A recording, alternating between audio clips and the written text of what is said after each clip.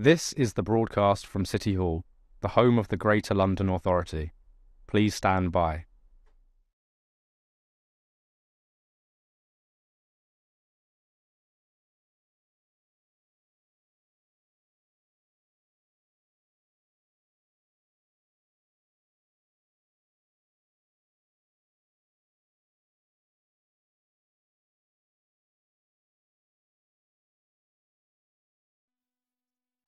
This is the broadcast from City Hall, the home of the Greater London Authority.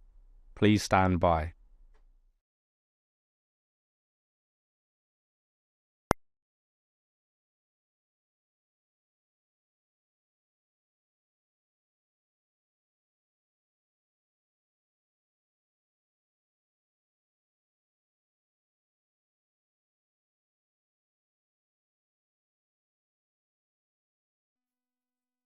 This is the broadcast from City Hall, the home of the Greater London Authority. Please stand by.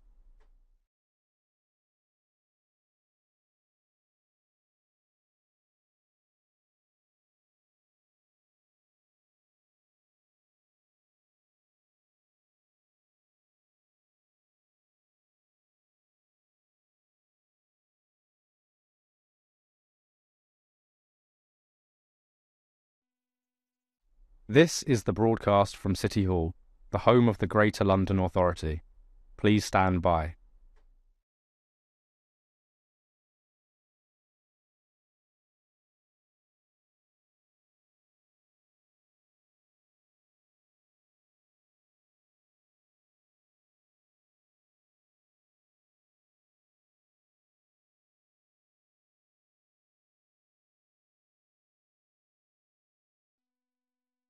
This is the broadcast from City Hall, the home of the Greater London Authority. Please stand by.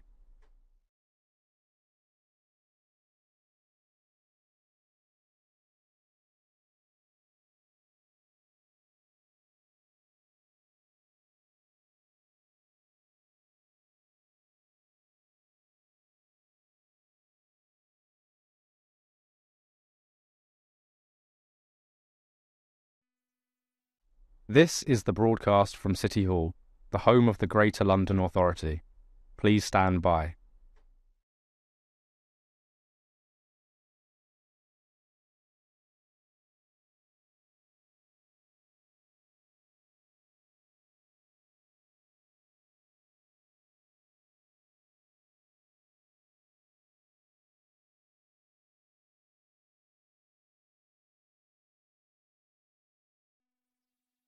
This is the broadcast from City Hall, the home of the Greater London Authority. Please stand by.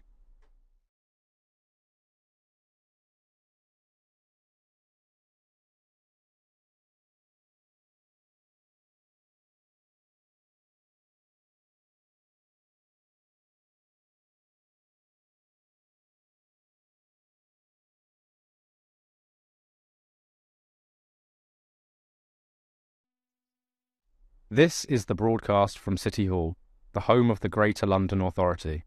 Please stand by.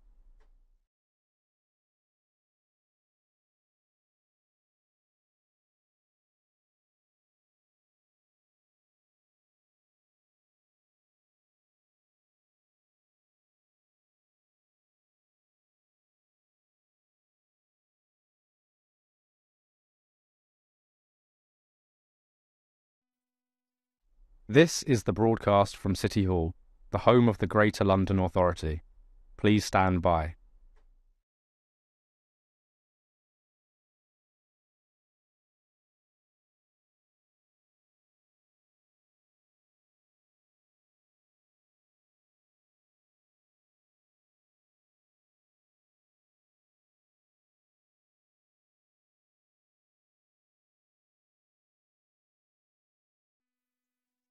This is the broadcast from City Hall, the home of the Greater London Authority.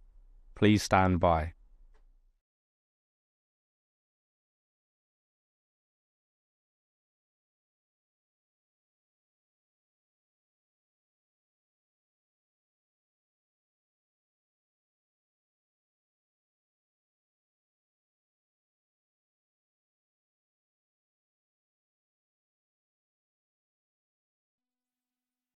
This is the broadcast from City Hall, the home of the Greater London Authority.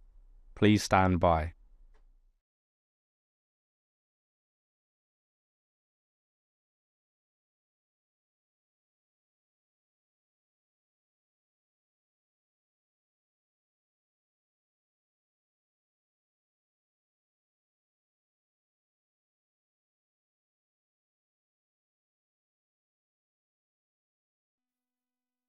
This is the broadcast from City Hall, the home of the Greater London Authority. Please stand by.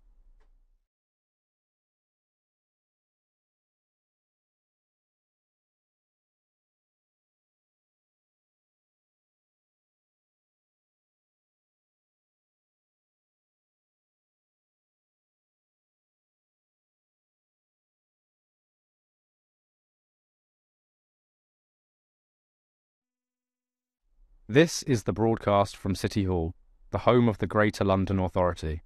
Please stand by.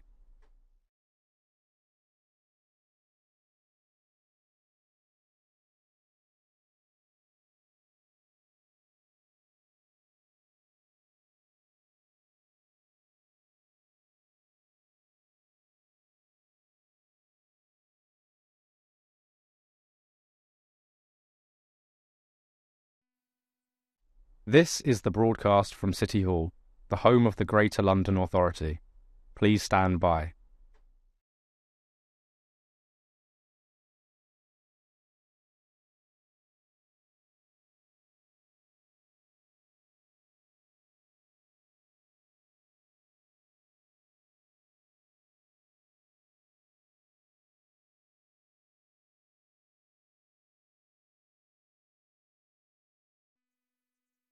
This is the broadcast from City Hall, the home of the Greater London Authority. Please stand by.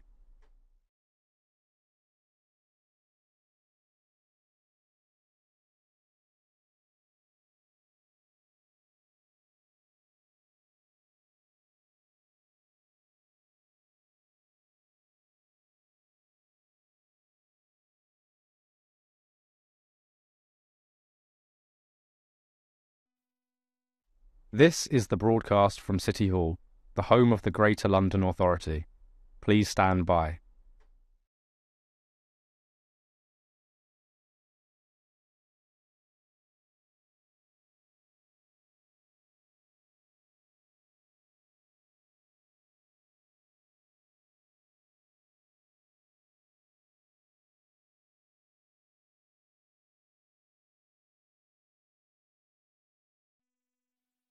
This is the broadcast from City Hall, the home of the Greater London Authority. Please stand by.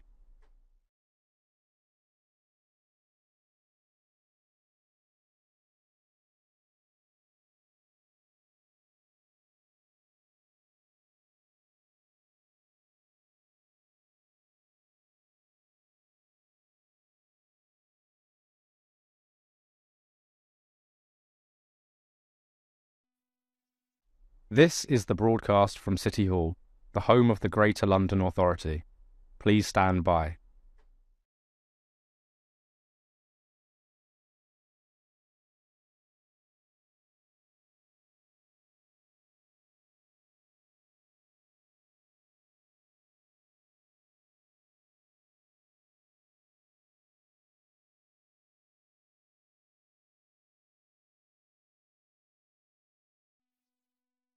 This is the broadcast from City Hall, the home of the Greater London Authority. Please stand by.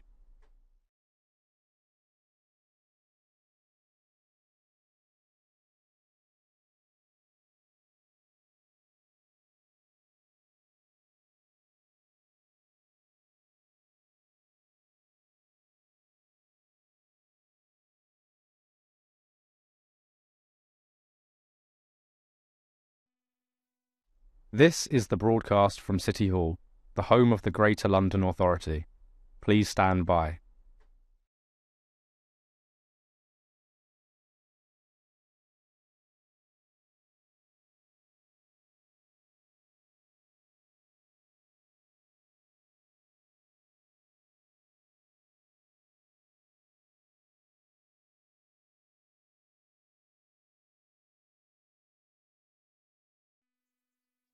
This is the broadcast from City Hall, the home of the Greater London Authority. Please stand by.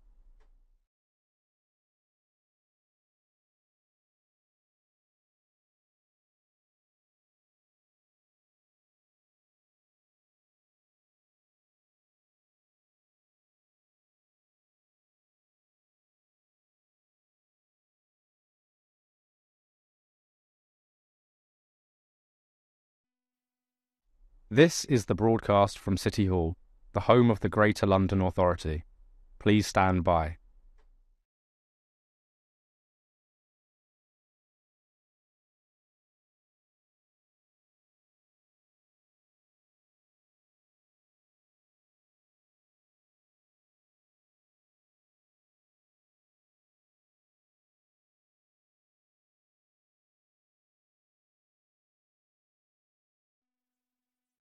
This is the broadcast from City Hall, the home of the Greater London Authority. Please stand by.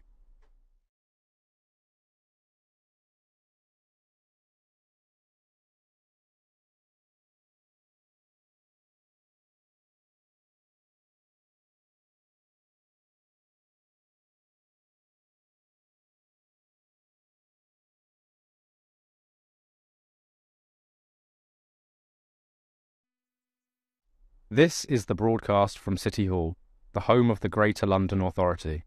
Please stand by.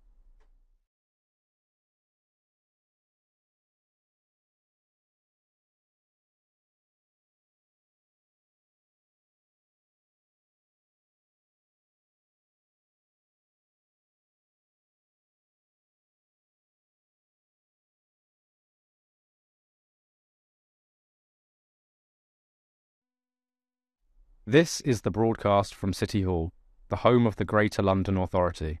Please stand by.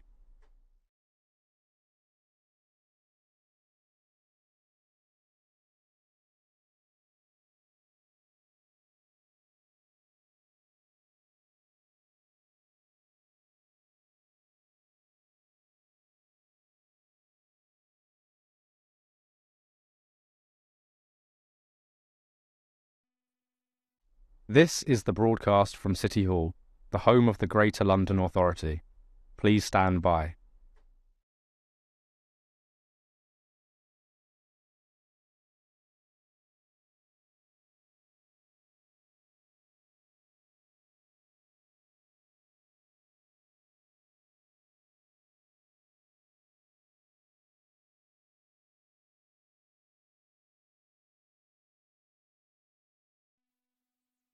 This is the broadcast from City Hall, the home of the Greater London Authority. Please stand by.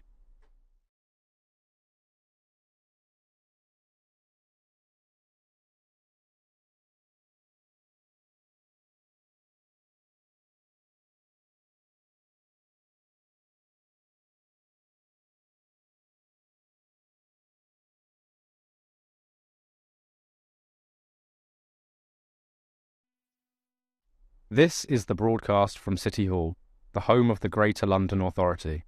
Please stand by.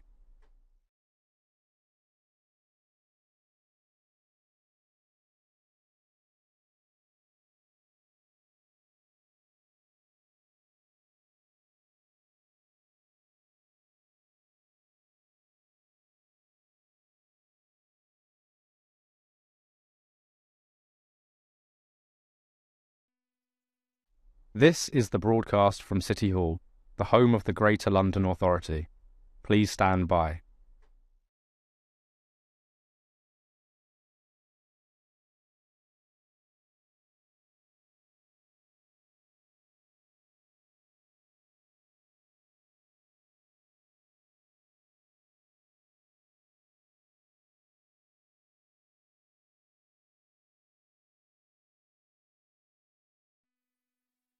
This is the broadcast from City Hall, the home of the Greater London Authority.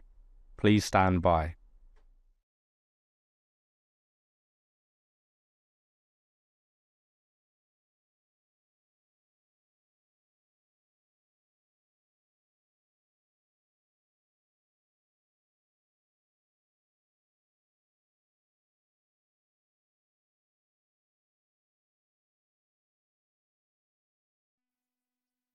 This is the broadcast from City Hall, the home of the Greater London Authority. Please stand by.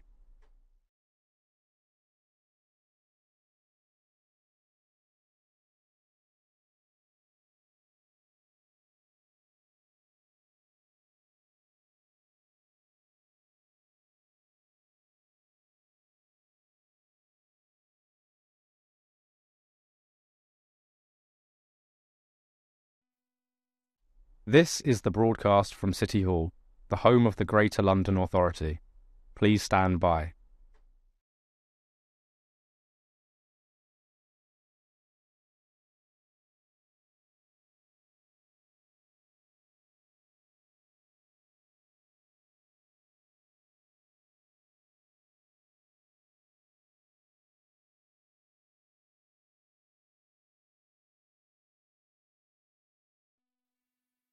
This is the broadcast from City Hall, the home of the Greater London Authority. Please stand by.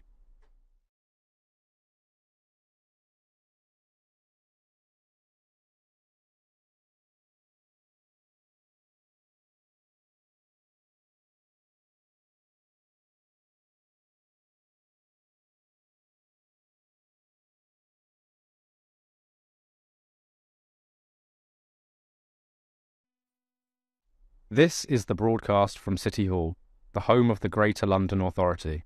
Please stand by.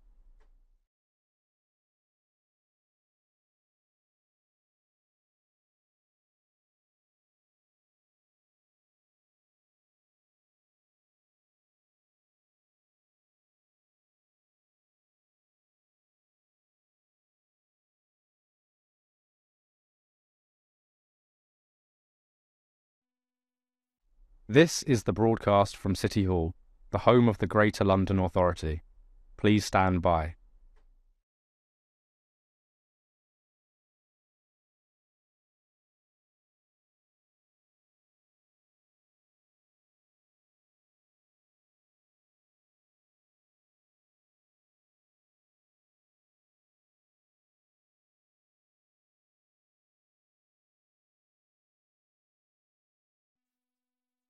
This is the broadcast from City Hall, the home of the Greater London Authority. Please stand by.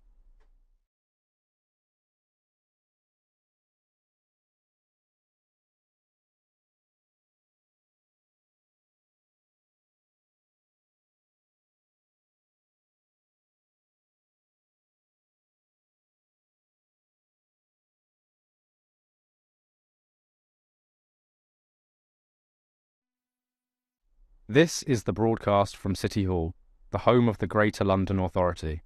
Please stand by.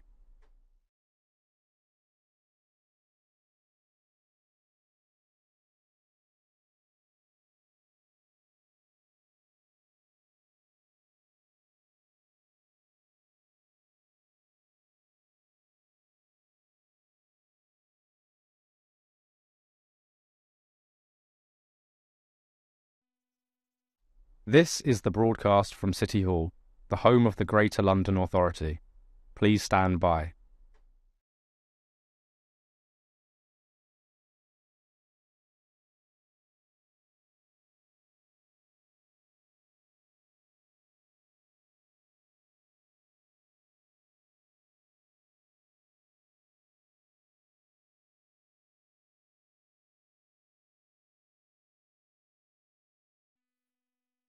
This is the broadcast from City Hall, the home of the Greater London Authority.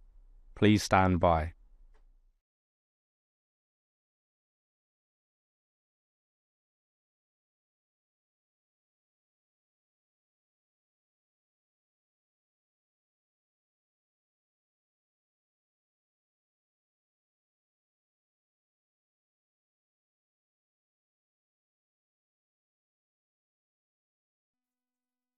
This is the broadcast from City Hall, the home of the Greater London Authority. Please stand by.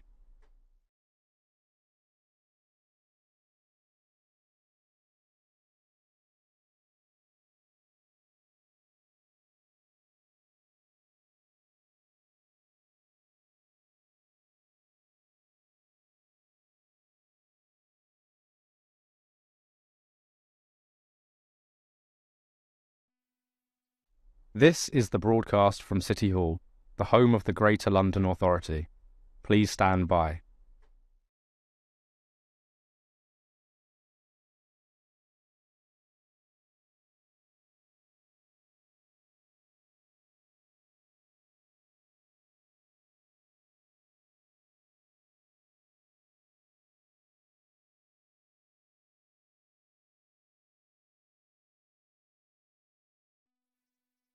This is the broadcast from City Hall, the home of the Greater London Authority.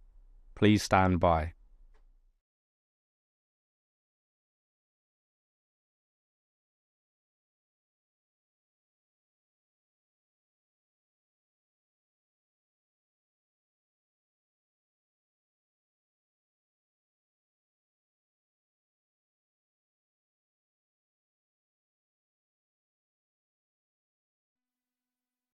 This is the broadcast from City Hall, the home of the Greater London Authority. Please stand by.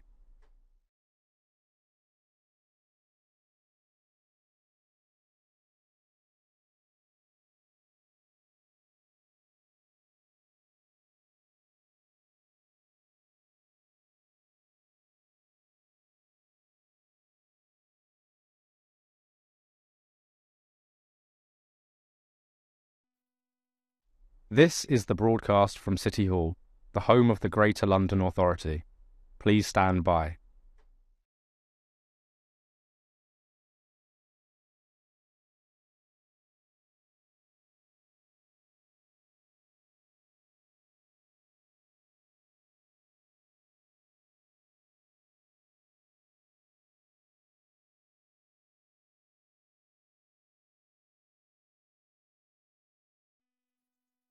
This is the broadcast from City Hall, the home of the Greater London Authority. Please stand by.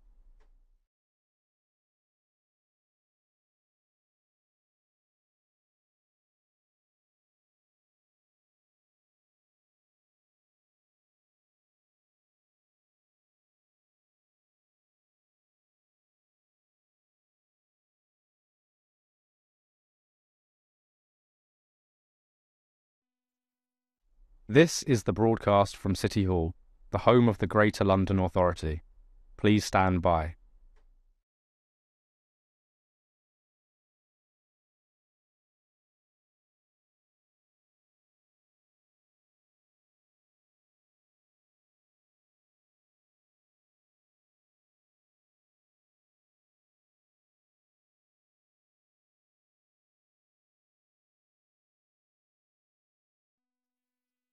This is the broadcast from City Hall, the home of the Greater London Authority. Please stand by.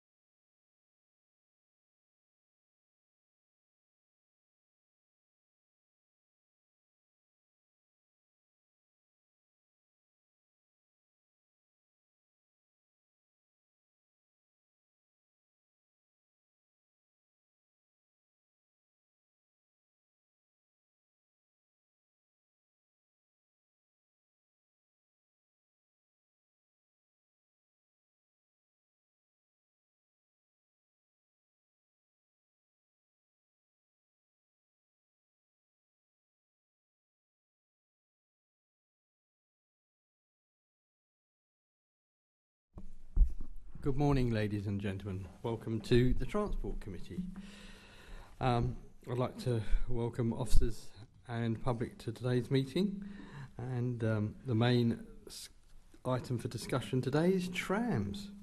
Please make sure that your electronic devices are switched off or into silent mode. Can I ask also guests and members to position their microphones so that they can be heard clearly, moving it closer to you by picking it up by the base, not the neck. Apparently that gives it some problems. So can I ask our clerk, Paul Goodchild, if there are any apologies, please. Thank you, Chairman. Apologies for absence this morning from Assembly Members Moema and Berry, and Assembly Member Clark's here as a substitute today. And Assembly Member McCartney, I think, is joining us shortly. Thank you. Could I then ask if there are any declarations of interest? No? Can we note the recommendations set out in item 2 and ask if members have any other interests to declare? Okay. Noted. Right, okay. Can we note the completed and ongoing actions arising from previous meetings of the Transport Committee? Noted. Can we now move to our main item of business, which is a question and answer session on trams? I would like to welcome our guests for this panel. Can I start by welcoming Trish Ashton, Director of Rail and Sponsored Services, TfL. Good morning. Thank you. Morning. Next we have Mark Davies, General Manager for Trams, TfL. Morning. Morning. We have Ben Groome, Operations Director of Trams Operations Limited. Morning. Welcome. And then James Hammett, Managing Director of UK Trams. Morning. And then Carl Williams, Chief Executive, Light Rail Safety and Standards Board. Morning. Good morning. Good morning. Okay, so I will kick off by asking the first question. And this is to UK Tram TfL. A bit of a feedback on this thing. Yeah. How does the London tram network compare to other cities in the UK in terms of ridership, connectivity and investment? And are there any lessons from international tram networks? Who would like to kick off? Yeah, I'd say that London trams, they're very, very similar to most of the other networks in the UK and internationally. In terms of age, obviously London trams are now a fair way into their vehicle life. In terms of patronage, one of the things that did stand out was serving the area it does, that during COVID, a lot of the patronage remained because obviously serving blue-collar workers. Some of the systems, most notably, say, Edinburgh, saw a big drop-off when the tourist trade was hit. But obviously in London, there was still a high reliance on the tram system to keep workers able to travel in and out, keep people going to schools when schools were actually open. So it remained fairly consistent throughout COVID times, and patronage is one of the highest out of all the light rail systems in the UK. In terms of how it compares mileage-wise, it's actually the highest density one in that respect. So it does very well. It's more on a par with some of our European tramways in terms of ridership. Yeah, so I think, as I'm sure the committee know, we are one of 7 systems in the UK, and with our relationship with UK Trams, we meet regularly with colleagues throughout the rest of the tramways to learn lessons, not just on how we can develop our network in terms of ridership. All of our engineering teams meet regularly to compare issues and potential solutions for that, and I meet regularly with the owning authorities of the tramways as well, because each of the 7 tramways has a slightly different model in terms of how it's funded and how it's operated. There is no similar model across any of the 7 different tramways. So what we also do there is learn about how we can help each other navigate various challenges that might exist with the models that each tramway have. So we meet regularly with colleagues. There is also now looking to set up a benchmarking scheme for tramways. There are benchmarking schemes that exist on metro systems and heavy rail that Imperial College run, and they're now looking to set up a similar scheme for tramways too. And I had a conversation with representatives from that organisation a few weeks ago now about how we can become involved using TfL's benchmarking capability to help them run that as well. Anyone else want to chip in at this point? Yep, James. Sorry, just to say, obviously, carrying on from what Mark was saying, the operator is as well involved in the operational functional groups that we run as that sit alongside the owners group, which Mark actually attends and is actually vice chair of that group. So very good engagement from both the operator and the authority with that. Industry best practice sharing and knowledge, and same with international through UITP, especially TfL are highly involved in that, but also UK Tram represent the UK internationally, so we feed back what comes back from the international back into those forums and groups. Right, well, sorry, did you want to have a... No, great, well done. This thing's up the wall. So, my next question is to both TfL and TOL. By the end of 2022-23, tram ridership was around 78% of the previous pandemic levels, compared to London Underground, which was 76%, so just 2% lower, but well below buses, which was running at 86%. How are you expecting journey numbers and revenues to change over time? And this is specifically, again, are there particular local characteristics of the South London area that are affecting journey plans?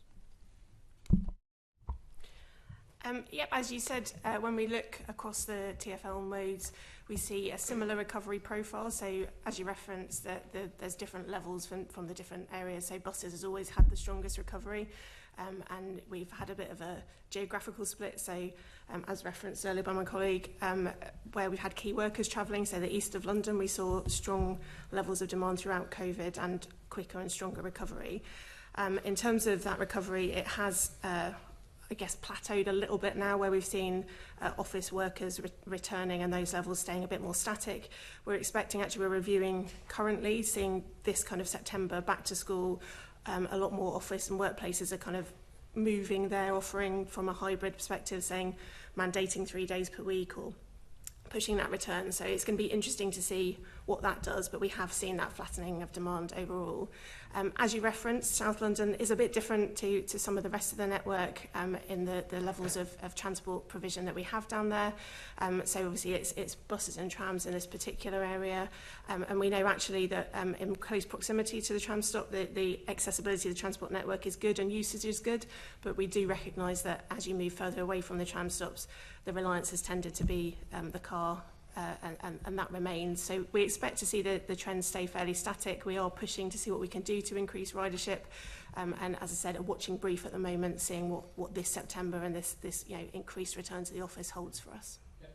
Just come back on that specific point. So where do you think it leveling at, what percentage as opposed to pre-pandemic do you think it's going to level out at on the trams? Do you have a figure in mind? We don't have a specific figure in mind. As I said, we've seen that kind of static around the 78-80% prevail for the best part of a year now, but it is that watching brief at the moment, just seeing what happens as this greater transition to more people back in the workplace. To comment on that at all? I think what I'd add just to what Tricia said, especially about the seeing the ridership come back on London trams, I think the amount of people that haven't returned to network post since the pandemic, I think they're the people that would either commute into London to use our services to get to East Croydon or West Croydon into London, and vice versa actually, because obviously Croydon has got was quite a draw for a number of HQs of some large companies. So those that aren't working in Croydon won't need to use our services to get there. So I think once now a lot more offices are starting to return to work more frequently than 1 or 2 days a week, up to 3 or 4 in fact. I think that's what you're saying. We will keep a watching brief, see if any more of those people are now starting to use our services. Because post-pandemic, we were the first mode to get back to the normal service levels because of the demographics that we serve and the blue-collar workers that are working in the manufacturing hubs down the Wimbledon branch, etc., etc. And New Ellington being quite a heavy post office. A lot of people work for the post office there, so Ben makes sure that the first services come from New Ellington to help for the post office. So I think we're now keeping an eye on people coming back to the office to see if that remaining patronage comes back. That's it.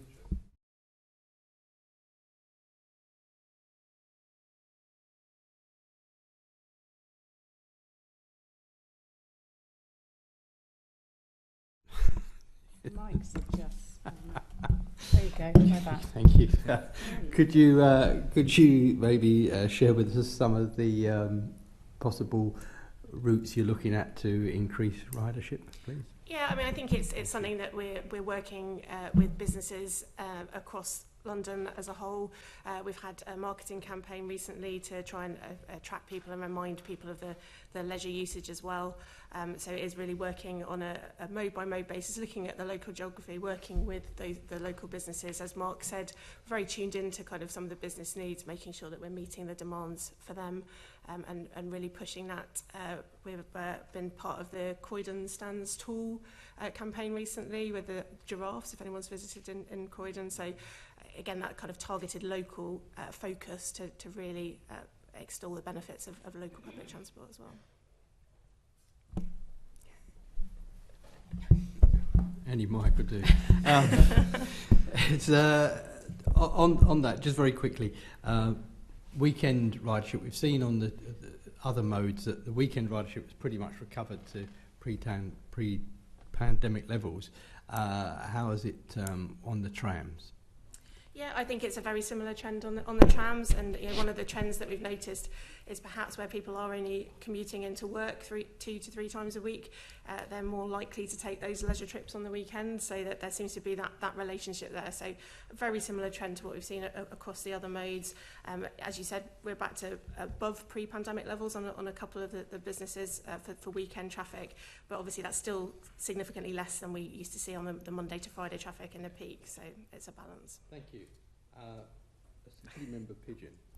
Okay, I'm hoping the mics are working. Can I just advise you to move your phones away? Certainly when Mark, you're speaking, right. I'm getting some feedback, and I don't know if the microphone people are listening in, but we're having real problems here, so perhaps somebody could come and try and fix it, please.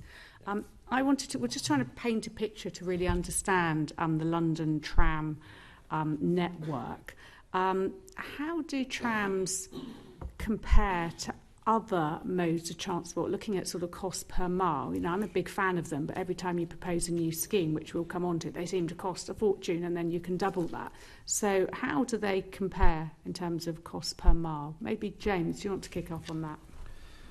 Yeah, I think one of the things that always gets forgotten with tram, with being fixed infrastructure compared to, say, bus, especially with electric bus coming on now, people go, "Why? It's green. It's why are we not going down that route?"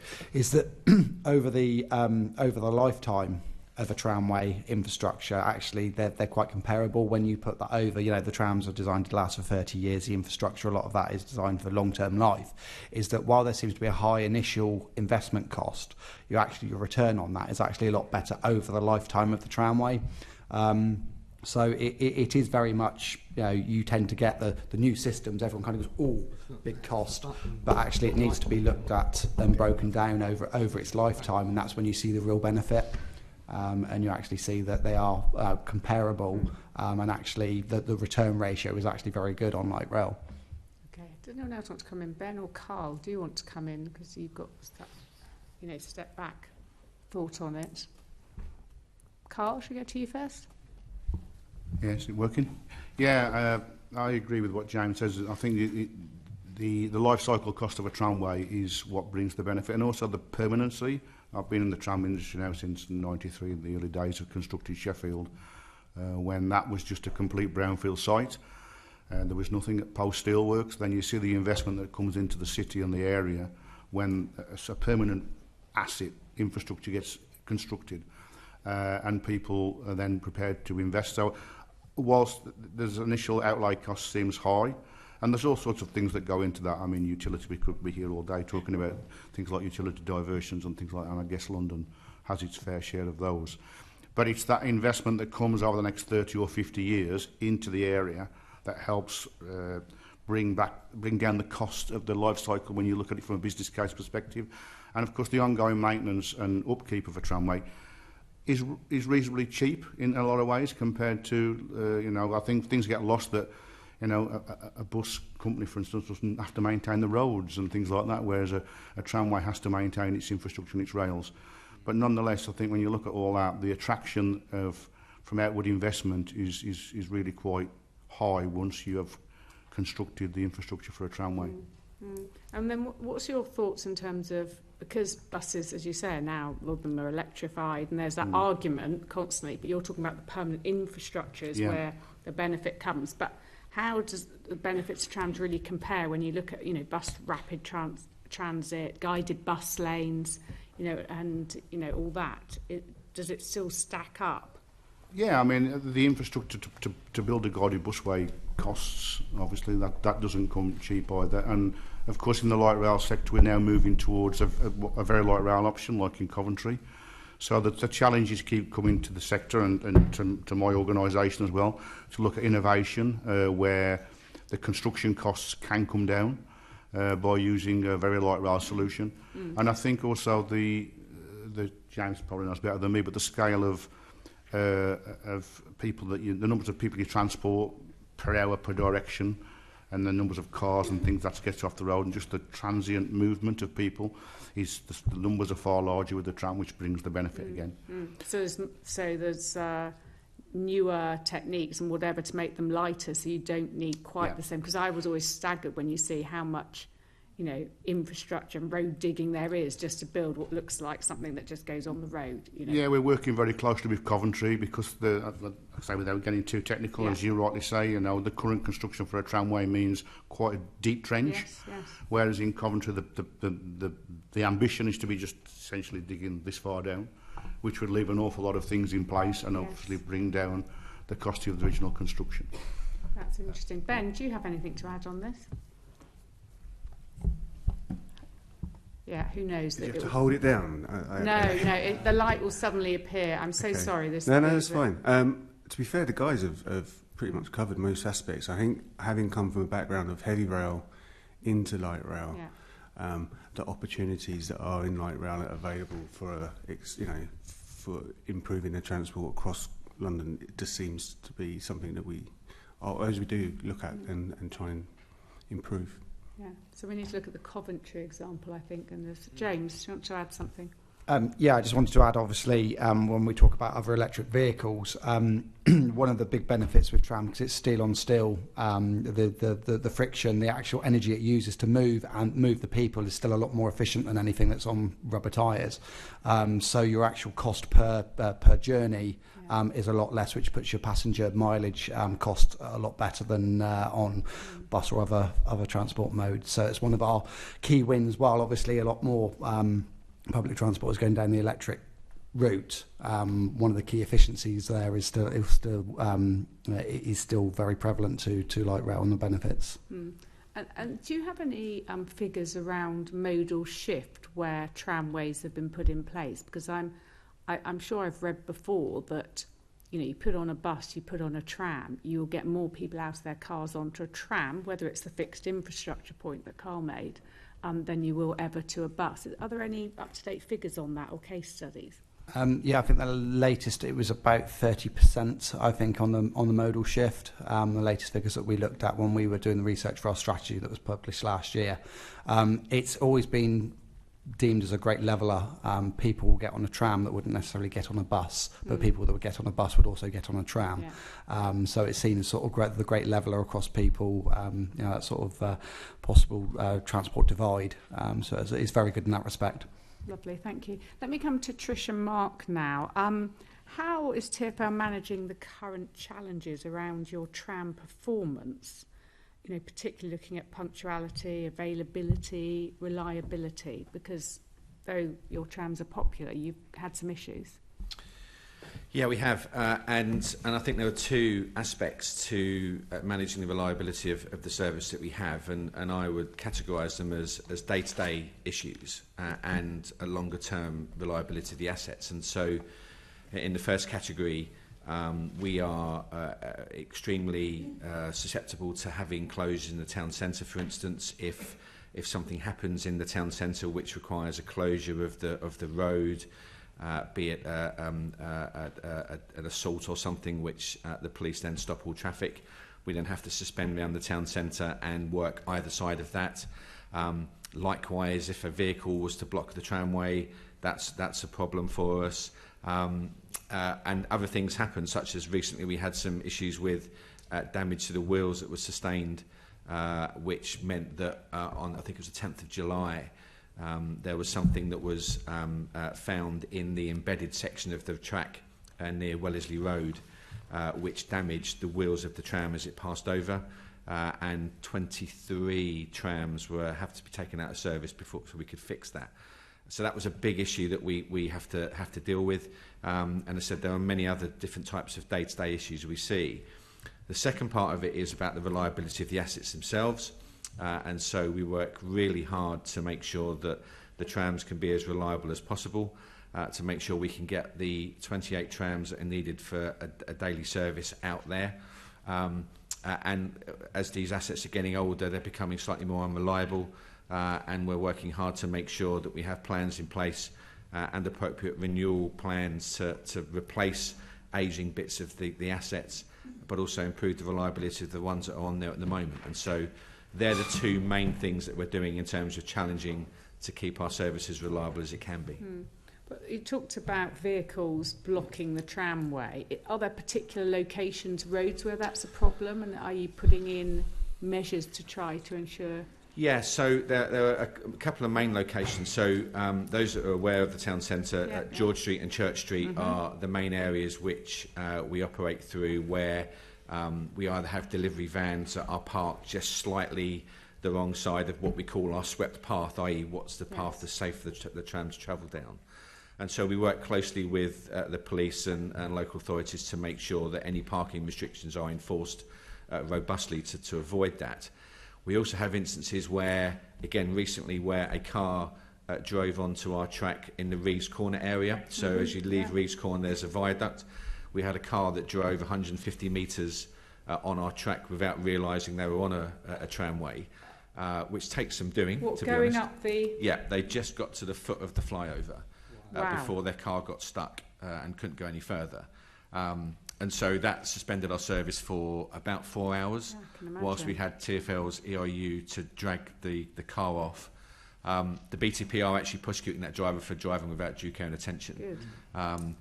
But that's the kind of thing that we have. And we have put alternative measures in place as extra signage. We've painted the road green to make it as obvious as it can be. It's a tramway.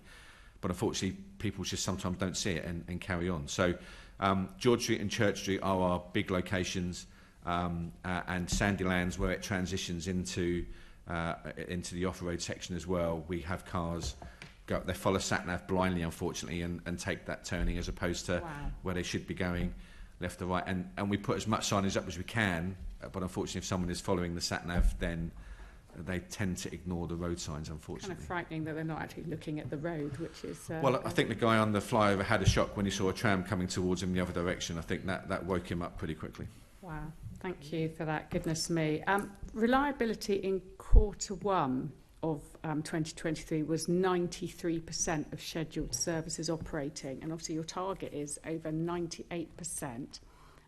What more are you doing on your asset reliability? Because clearly I understand there are old rolling stock. I worked in Croydon when they opened. I remember the testing of all the trams before it opened. So, they are, very old for the miles they're doing. So what other things can you do to eke out the life of your rolling stock?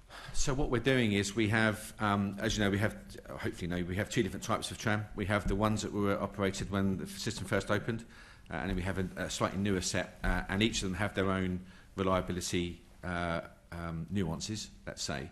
And so what we're doing, certainly in the newer fleet, we're about to get into an overhaul programme to basically strip back some of the systems to make them, or renew them to make them more reliable.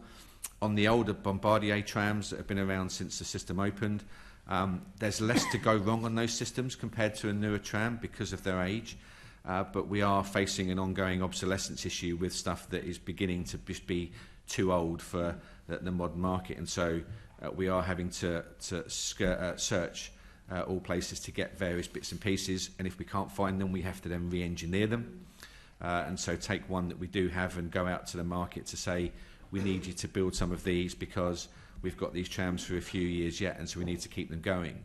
So it's a combination of using what we've got and overhauling bits that we have on the trams, finding new ways and maybe new equipment to fit to them to make them more reliable, or have to re-engineer some existing parts to get a new set of spares for us in that area to make sure we aren't left short if those things do start to go wrong. But every week something new appears where we haven't seen before, just because, you know, like me, the trams are getting on these days and things are beginning to break more regularly. And is there any learning from London Underground where they're eking out the life of the Bakerloo line and trams and trains and so on? Is there any learning from there? And also internationally, where cities have got similar fleets, are there any little bits of learning from there that you can take away? So we are now using the works at Acton for LU to take apart one of our key failure points. So we've got an issue with some motors, which we're now using the expertise at London Underground to take that apart, to essentially then rebuild it to see if we can make them more reliable. So we are actually using our colleagues' knowledge and techniques in London Underground to help us with that. Certainly, speaking to other networks, Manchester have similar trams to us, but not quite the same. But we do speak with them regularly. As James mentioned, we've got the working groups where engineers from all of the tramways come together to say, I've got a problem with this, have you seen that kind of thing before? And if you have, what did you do to fix it? Unfortunately, with some of my problems, they've all said, well, we haven't seen that before, we can't really help. We look forward to learning from you. Exactly. So I'm the guinea pig in that respect. But we do use LU colleagues' expertise to try and help us with some things, plus also learning from other part of the industry as well. Yeah, brilliant, lovely. Thank you very much. Thank you, Chair. Got Assembly Member Baker, if you'd like to come in. Apparently I wouldn't. Is it actually working? All right, okay. The lights aren't working, but the volumes. Oh, they're going very weird today. I wanted to follow up on a question Assemblymember Pigeon was asking about the specifics around the cost case for trams compared to other forms of transport, i.e. lot up front, but you know they're running for longer periods of time.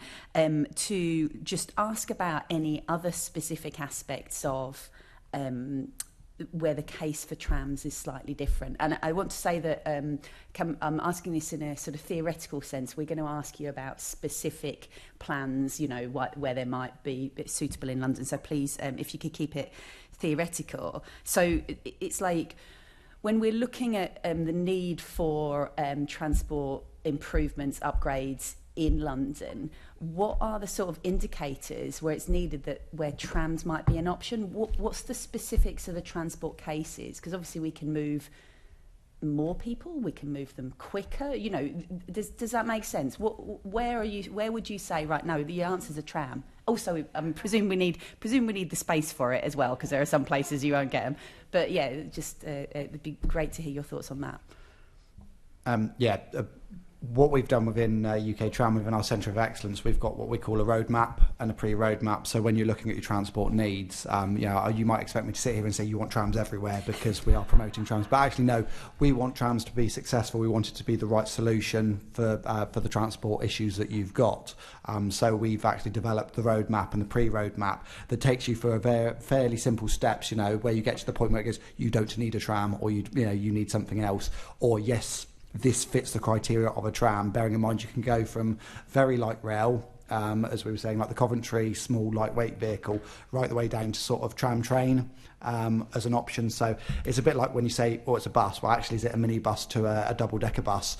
You've got that range. And if you fall within that range, then you can start looking, it's all on passenger flow, forecast, costs, obviously. But that's the real sort of key indicator before you can kind of go, actually, we don't need to look at tram here. We get it a lot, especially through people that are tram lovers. We need a tramway, and you can actually sit there and go, you don't. We did it with Oxford recently. They said, we want a tramway, and we're able to go, actually, you need to just put one extra stop on your heavy rail service, which they're going to do, and they've solved the problem without having to go through the expense of let's do a case study into whether we need a tramway. You know, we are quite open and honest like that, is that we only want it to be where it's the right solution. So those tools are available, and they're available to anyone to look at. That's really interesting. I'm sad to hear about all the disappointed tram lovers in Oxford. Sorry, Trish, were you going to come in? Yeah, I was just... same light problem that you have on your microphone. I was just going to say, from a TfL perspective, that's very much the approach we take. So where we've got a transport need, so for example, looking at Thamesmead and what mode would best serve that extension. We go through a variety of different factors. So as James alluded to, one of them is initial cost, and there's a varying scale from buses which have the smallest amount of capital needed up front for obvious reasons, right through to kind of metro or heavy rail services, which obviously have a much bigger capital commitment initially. But then looking at some of the other constraints that we've got in terms of what the site's already like, what infrastructure's there, what we'd have to dig through, what we have to avoid, and then really critically, what's going to give the best journey time benefits to our passengers, and kind of using that, we formulate a business case to review them all across the board and work out what the right balance there is. And as James says, sometimes it's clearly obvious that one mode isn't the right solution, but sometimes it's quite nuanced and close between two of the other types of provisions. So then it's really doing that holistic review and public consultation to work out which is the best way to go. That's really helpful. No one else is there. Oh, sorry, Carl. Other than to say that we also sit as LSSB on the Network Rail Restoring Our Railways forum, because they're looking at restoration of branch lines and using light rail standards rather than heavy rail standards and signalling to restore old corridors. So it is being looked at even from the heavy rail colleague side to look at the best option, value for money and sort of thing, to get sort of a mode of transport back into an area where there was once one and there isn't now. So that's really interesting. Yeah. Okay, back to you. Thanks. Right, thank you very much. At this point, I'm going to call for a 7-minute break because we need to get the technology sorted out. We're going to reboot the mics. Because they can reboot it before I boot it. Yeah.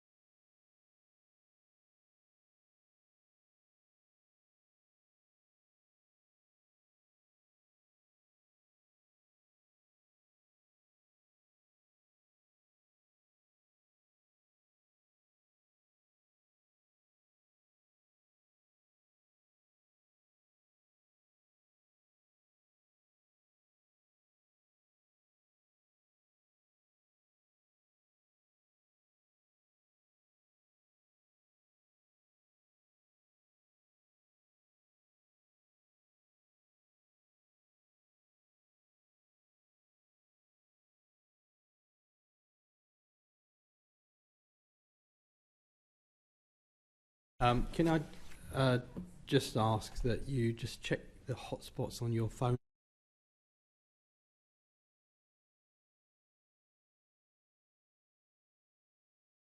Should be ready to rock and roll. So I'm going to start the meeting. Welcome again, everybody. Hopefully we've got over our technical glitches. Right, so we now move to Assembly Member Garrett, I believe. Morning, everyone. So if we can remember 7 minutes ago, we were talking a bit about the state of the trams and the repair and all that sort of thing. And I'm interested, I should perhaps say that my constituency includes Croydon and Sutton, so where basically all of the trams are most of the time. And one of the bits of feedback that I get a lot is about gaps in the service. So, following on these points, and it becomes sometimes, you have one gap, sometimes you get a double gap. And if that happens at a peak time somewhere near East Croydon, then it's a sort of disaster movie scene of, people texting me, wondering where the trams are. And I suppose the issue, I've been in correspondence, the issue comes back to this problem of the reliability of the rolling stock, which you've spoken a bit about. So I suppose my question then is, as the current rolling stock is becoming, increasingly unreliable in the way you've just spoken about, there was the specific wheels issue, which obviously didn't help. What, other than what the passengers see, which is the gaps, what are the other implications from the sort of aging rolling stock and the maintenance problems that flow from that? So I think one of the things that what we try to do every day, and I'll let Ben mention just how hard his control team work when things do go wrong to make sure we can provide a stable network as possible, because the guys that work in the control room are heroes and we don't see them. They're just buried away, but they do great work. But I'll let Ben touch on that in a second. What we need to try and do is provide as many trams as we can out there of the fleet that we've got. So as I said, we need 28 per day to run the service Monday to Saturday, slightly fewer trams on Sunday. And if we can get those 28 trams out, then we will have a service in line with the published headways that we have on our network. And so broadly speaking, at its busiest time, there'll be a tram every 6 or 7 minutes to key locations. What then happens if one of those trams are missing is that you're right, then what Ben's controllers will do is shuffle the service around to try and keep the headways as frequent as they can be, and to provide some stability, because what I don't want to do is for someone to turn up at whatever tram stop you choose to pick and see that there hasn't been a tram for 5 minutes and they've got another 5-minute wait, because then they might miss important connections. So we need to make sure that service is as stable as it can be. The reliability assets presents a challenge insofar as making sure we can get 28 trams out every day is a huge effort, and one that more often than not we do achieve, but there are some issues. In fact, even this morning there's been some damage with some of the overhead pantographs, which has caused us to be a couple of trams short for service this morning. But we're working really hard to get those trams back in service as quick as we can. But it's about making sure when we do have the disruption of whatever type, that we provide as stable a service as we can. Now, there will be times, unfortunately, if something has happened where there will be a 10-minute gap, which, if you're waiting for a tram and its usual service, that will seem like an eternity. And the trams invariably will be busier as well as a consequence of that, especially when you get to a place like East Croydon or Sandilands and stuff like that. So the challenge that is presented to me every morning is giving Ben 28 trams to run around on the tramway. And if we can't do that, then what Ben will do is make sure we can try and minimise disruption as best we can. That might mean we have to take a tram off of an Elmer's End branch, for instance, to make sure we can keep it the busier areas towards New Addington and Wimbledon as fully populated with trams as we can. But that's very much a last-minute call, and we try and avoid that where we possibly can. Ben is constantly on at me, rightly, frankly, to provide him with 28 trams to play with every day. I don't mean play, sorry, to operate every day, and make sure we can provide a service as best we can. I was distraught when we had the issue with the wheel damage, because I know a lot of your constituents made contact with you. I'm sure your phone was particularly busy during those couple of weeks. Mm-hmm. Hugely apologetic for that, but we tried to get that back as quickly as we could, like we do with any other incident, and we managed the reliability as best we can.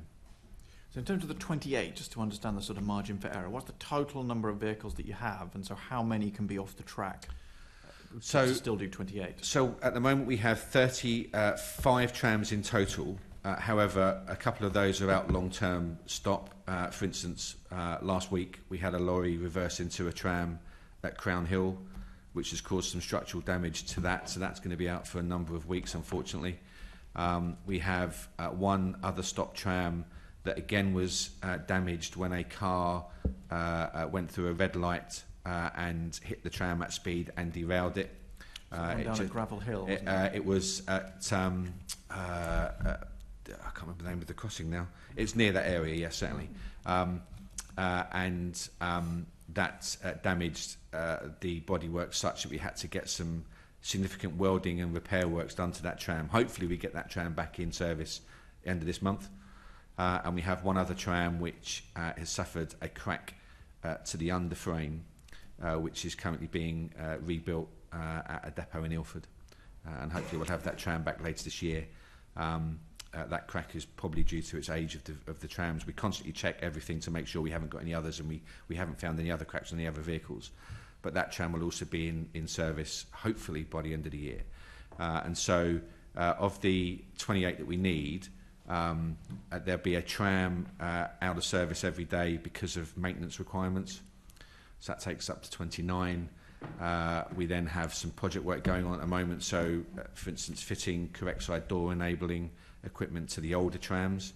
That means that tram will be out of service as well. So we've probably got a margin of 1 or 2 trams for things to go wrong before we have an issue providing 28 trams a day. So we are on a bit of a knife edge. I had hair before I started this job, but and so it is a challenge. But the team, my fleet team, do a tremendous job, and Ben's controllers do an amazing work to make sure we can provide as stable services we can.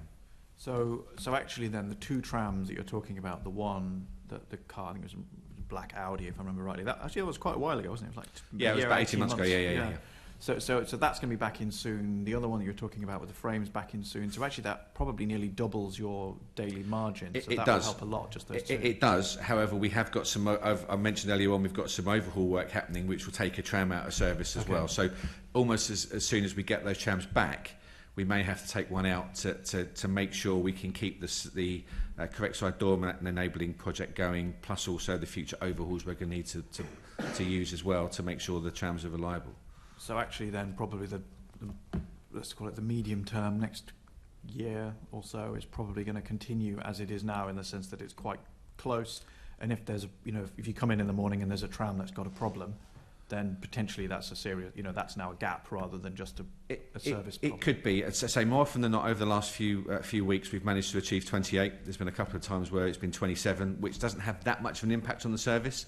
If we start getting down to only having 25 trams or 26, that's when there may well be an extended gap between some of the services. But again, what we'll try and do there is look at where our less busier legs of the network are, and make sure that they have an extended gap, which I know seems unfair to those people. But obviously I've got to make sure that we move the people around where it's more busy as best we can. Yeah, no,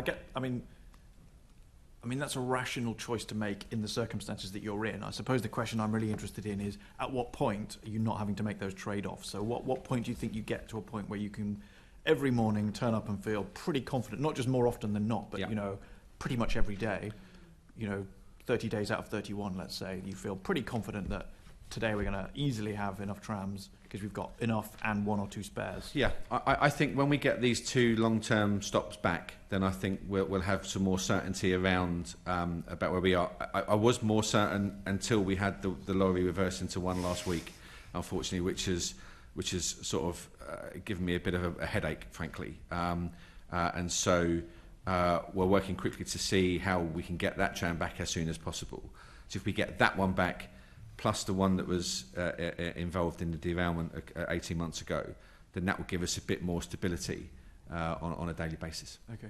And just finally then, so the issues that you've spoken about are things that are largely out of your control. The car went bombing across that roundabout, hit a tram. That's just I say one of those things, but it's not really one of those things. But it's not a thing that's within your control.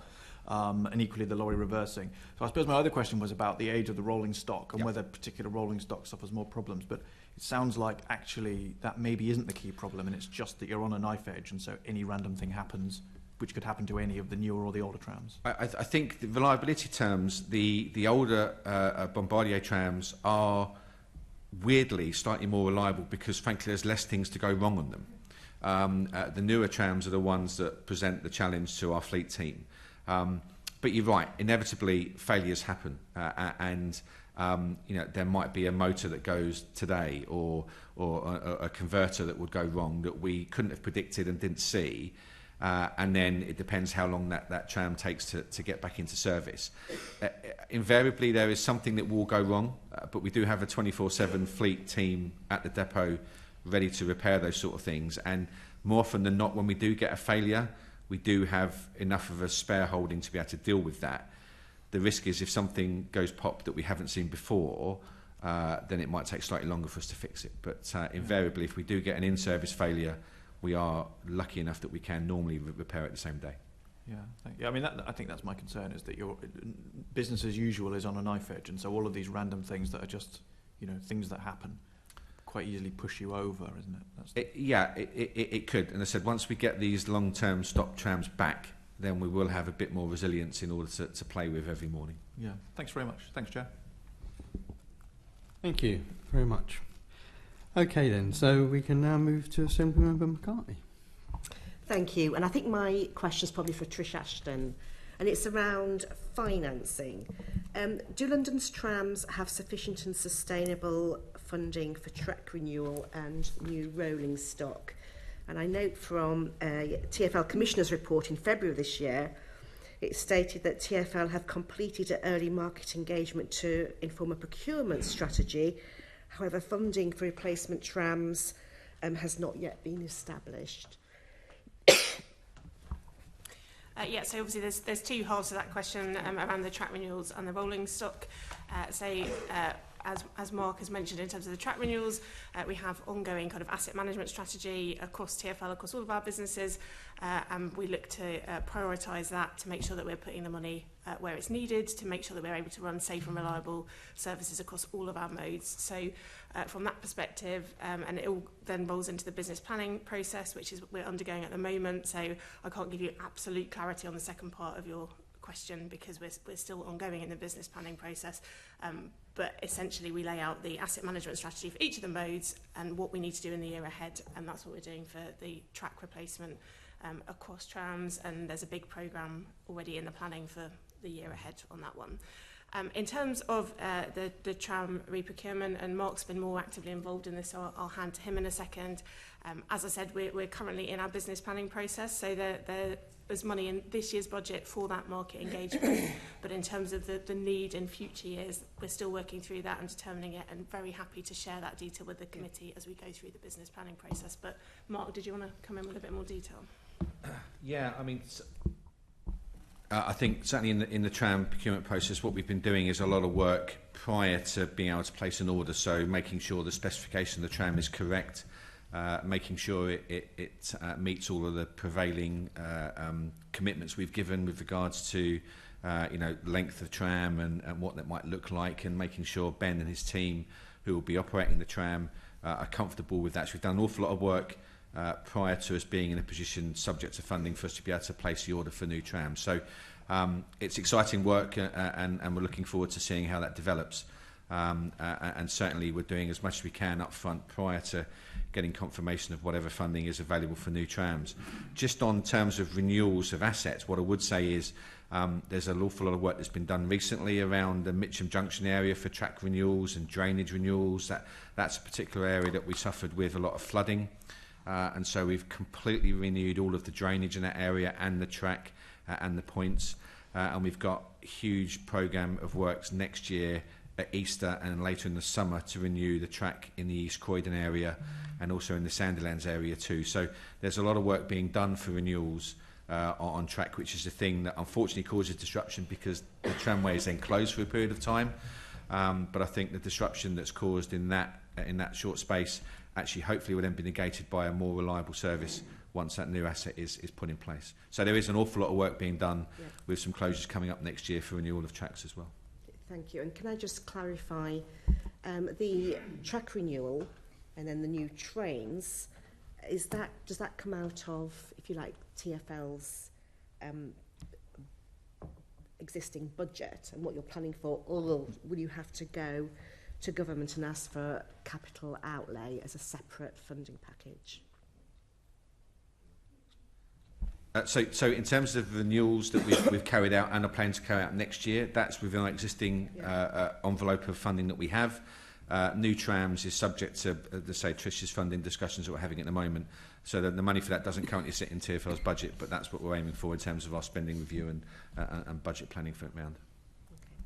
And can you give us any timescales on that? I think December you're meant to be making some decisions, is that right? Yeah, it's a live process currently, so we're gathering all of the submissions and active conversations, and yeah, December is when we should have some clarity around that. Okay, thank you. Thank you.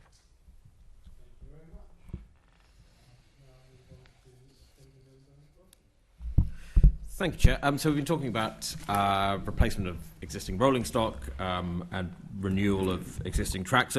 But looking to the future, and I think probably one to start off with you, Trish, the 2018 Mayor's Transport Strategy was quite ambitious for trams. It anticipated a significant expansion, including Sutton Tram Link, an 85% increase in capacity by 2030. Of course, that was then, this is now. And given what's happened over the last few years, what is the status of those previous 2030 objectives? Picking up, obviously, as you said, on the expansion scheme to Sutton there, as I'm sure you're all aware, there was an awful lot of work undertaken on this back in 2019, where the project the funding requirements were estimated, lots of work with the local councils as well. I think it was estimated the funding requirement was about 560 million at the time. And with the money that TfL was putting forward and that the local councils were putting forward, we still had a funding gap of 440 million. So at the time, also there was quite a weak business case in terms of journey time benefits. So some of the discussion I had earlier around how we evaluate which modes of transport we're able to take forward and when. That's been on pause since, and actually from a TfL position, we're no longer able to commit to the funding that we were going to commit to it at that time. But I suppose the thing worth flagging is when we look across our infrastructure projects, the costs are likely to have increased significantly since 2019, both because of inflation, but we know that materials costs, etc., have gone up significantly. So I know there's been some interest recently in revisiting that business case, but I think we'd be looking for something that has a much greater journey time impact and benefit to offset the considerable costs that we're looking at there. Okay, so can you foresee anything that would change? What would need to change for that to sort of go back onto the front burner? Those journey time benefits, they seem like fairly fixed things. Either the benefit is there or potentially it's not. Yeah, I think at the moment it's hard to see how anything could change that would allow that to come back into being something we're able to take forward just on the basis of the business case and the benefits. And as you said, it's really hard to get increased journey time benefits. And some of the other objectives in the 2018 transport strategy, increase of capacity by 85% by 2030, for example. Are you still working towards those, or are they being reviewed and sort of recast? I think a lot of that stuff is being reviewed and recast on the basis of the pandemic. We've already heard, we talked earlier about kind of getting to this 78-80% patronage levels and making sure that we've got appropriate provision for the ridership and the future ridership that we're predicting. So we're reviewing all of those. Okay, thank you. And in terms of other plans, I mean, there have been various other tram proposals through the years, some perhaps more viable than others. Are you looking at any other plans other than the Sutton Tram Link proposal? Currently, as I said, Sutton was the only one that was in the Mayor's Transport Strategy. So from a TfL perspective, that's what we have a remit to focus on. So we're not looking at anything else at the moment. Okay, thank you. I wonder if I could bring in James quickly here. For your sort of slightly removed perspective, do you see any other opportunities in London for trams? And are there any of the sort of previously proposed projects you think actually might have legs? Yeah, there's being the optimist that I am sometimes, there is always a potential there. Obviously, it comes down to, as we were saying, it being the right solution for what we're trying to achieve. One that's come along fairly recently is the Kent and Essex Kennex scheme. That there's a lot more interest in private financiers getting involved. They see the benefit of obviously putting in fixed infrastructure, as Carl was alluding to earlier, the benefits of that. And if you're building new housing estates that's on a transport link that's not going to go away, bus route that's not going to be taken afterwards, it's already built in. There's a lot more potential. So the whole landscape of tramways being built is actually changing, and it's becoming a lot more local. Obviously, it's a different scenario within London. Anyway, but just generally around the country, the whole landscape of where funding for light rail is going to be slightly different. But it's ensuring that those modes that are coming along are going through those right processes, so we don't end up burning money on schemes that aren't going to wash their face or be viable afterwards. So it's very much what our Centre of Excellence is set up for, is to channel those through, and we do critique those and actually rank them when we have dialogue with the DFT on kind of where all of these potential projects are going forward. And there's a lot more potential when you start looking at the very light rail modes, rather than a full-on what we call LRT Croydon type system. Is it may be sort of more shuttle or branch line links that may actually be more viable than a full-blown sort of tramway system. That's interesting. So you mentioned that the Connex scheme is being privately financed. Is that a trend you could see happening more with tram systems? I know that we've had other recently in the US, the Bright Line, that's a heavy rail system between Miami and Orlando, that's just opened, and that is privately financed. So is this something that you can see happening more in the future? Yeah, absolutely, and something we've been, as UK Tram, for the sector, we've been discussing with developers, and they're very interested. They have to assign a certain amount of money towards transport links, and for them, having the potential of having a fixed transport infrastructure is much more appealing than going, we'll just put a bigger roadway in so you can get in and out. Figures like some housing estates that have been signed off have only got, either 0.5 or 1.5 car parking spaces per house. Well, you look at most families, we've all got more than, one car. So what are your options? Actually, give them the option that you don't need to use a car and use public transport. So if you can put those fixed infrastructures in while you're building new housing estates, new industrial estates, all the rest of it, then it opens up the potential. So it's very much on the radar of the developers as well now. Okay, thank you. Thank you, Chair.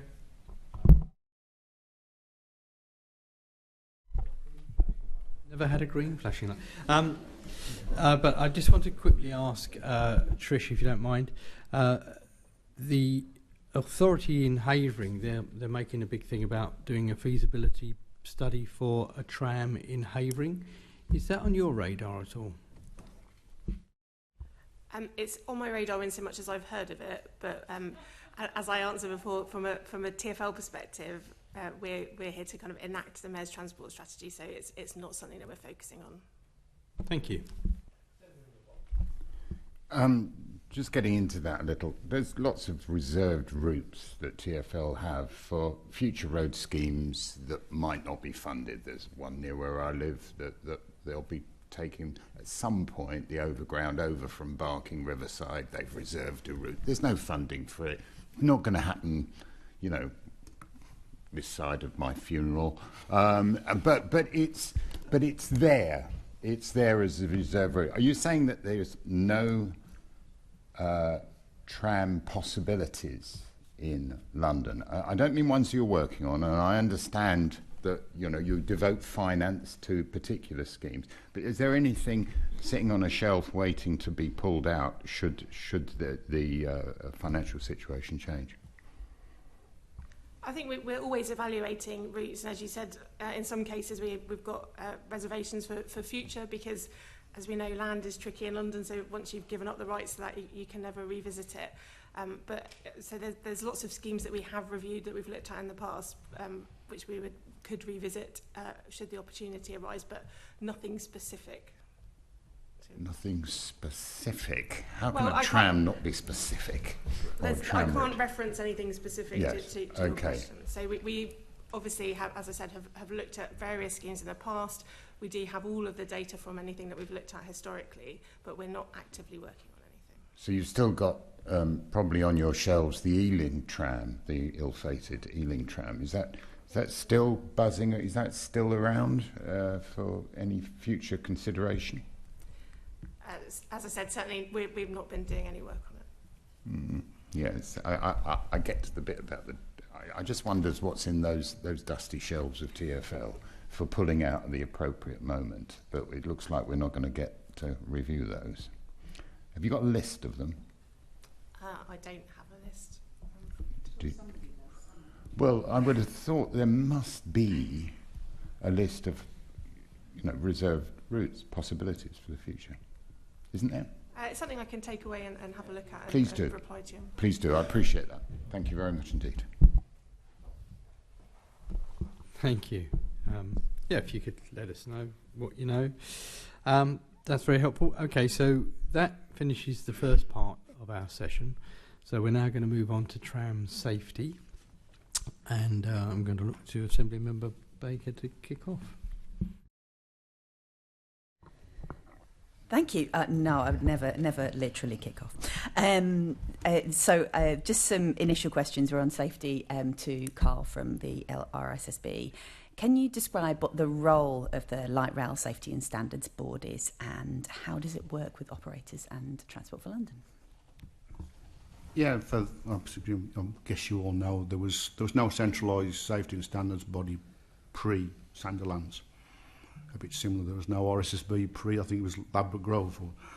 So LRSSB became an organised body post-Sandilands as one of the recommendations from the RAIB investigation into Sandilands. I think was it Rec 1, I think, was for the industry to form a body. There were three options looked at, and because of the need, I guess, for haste and seeing to do something, the three options were assessed by the sector. There's marks of the 7 tramways, the owners and the operators, the ORR, Office of Rail and Road, and the DFT.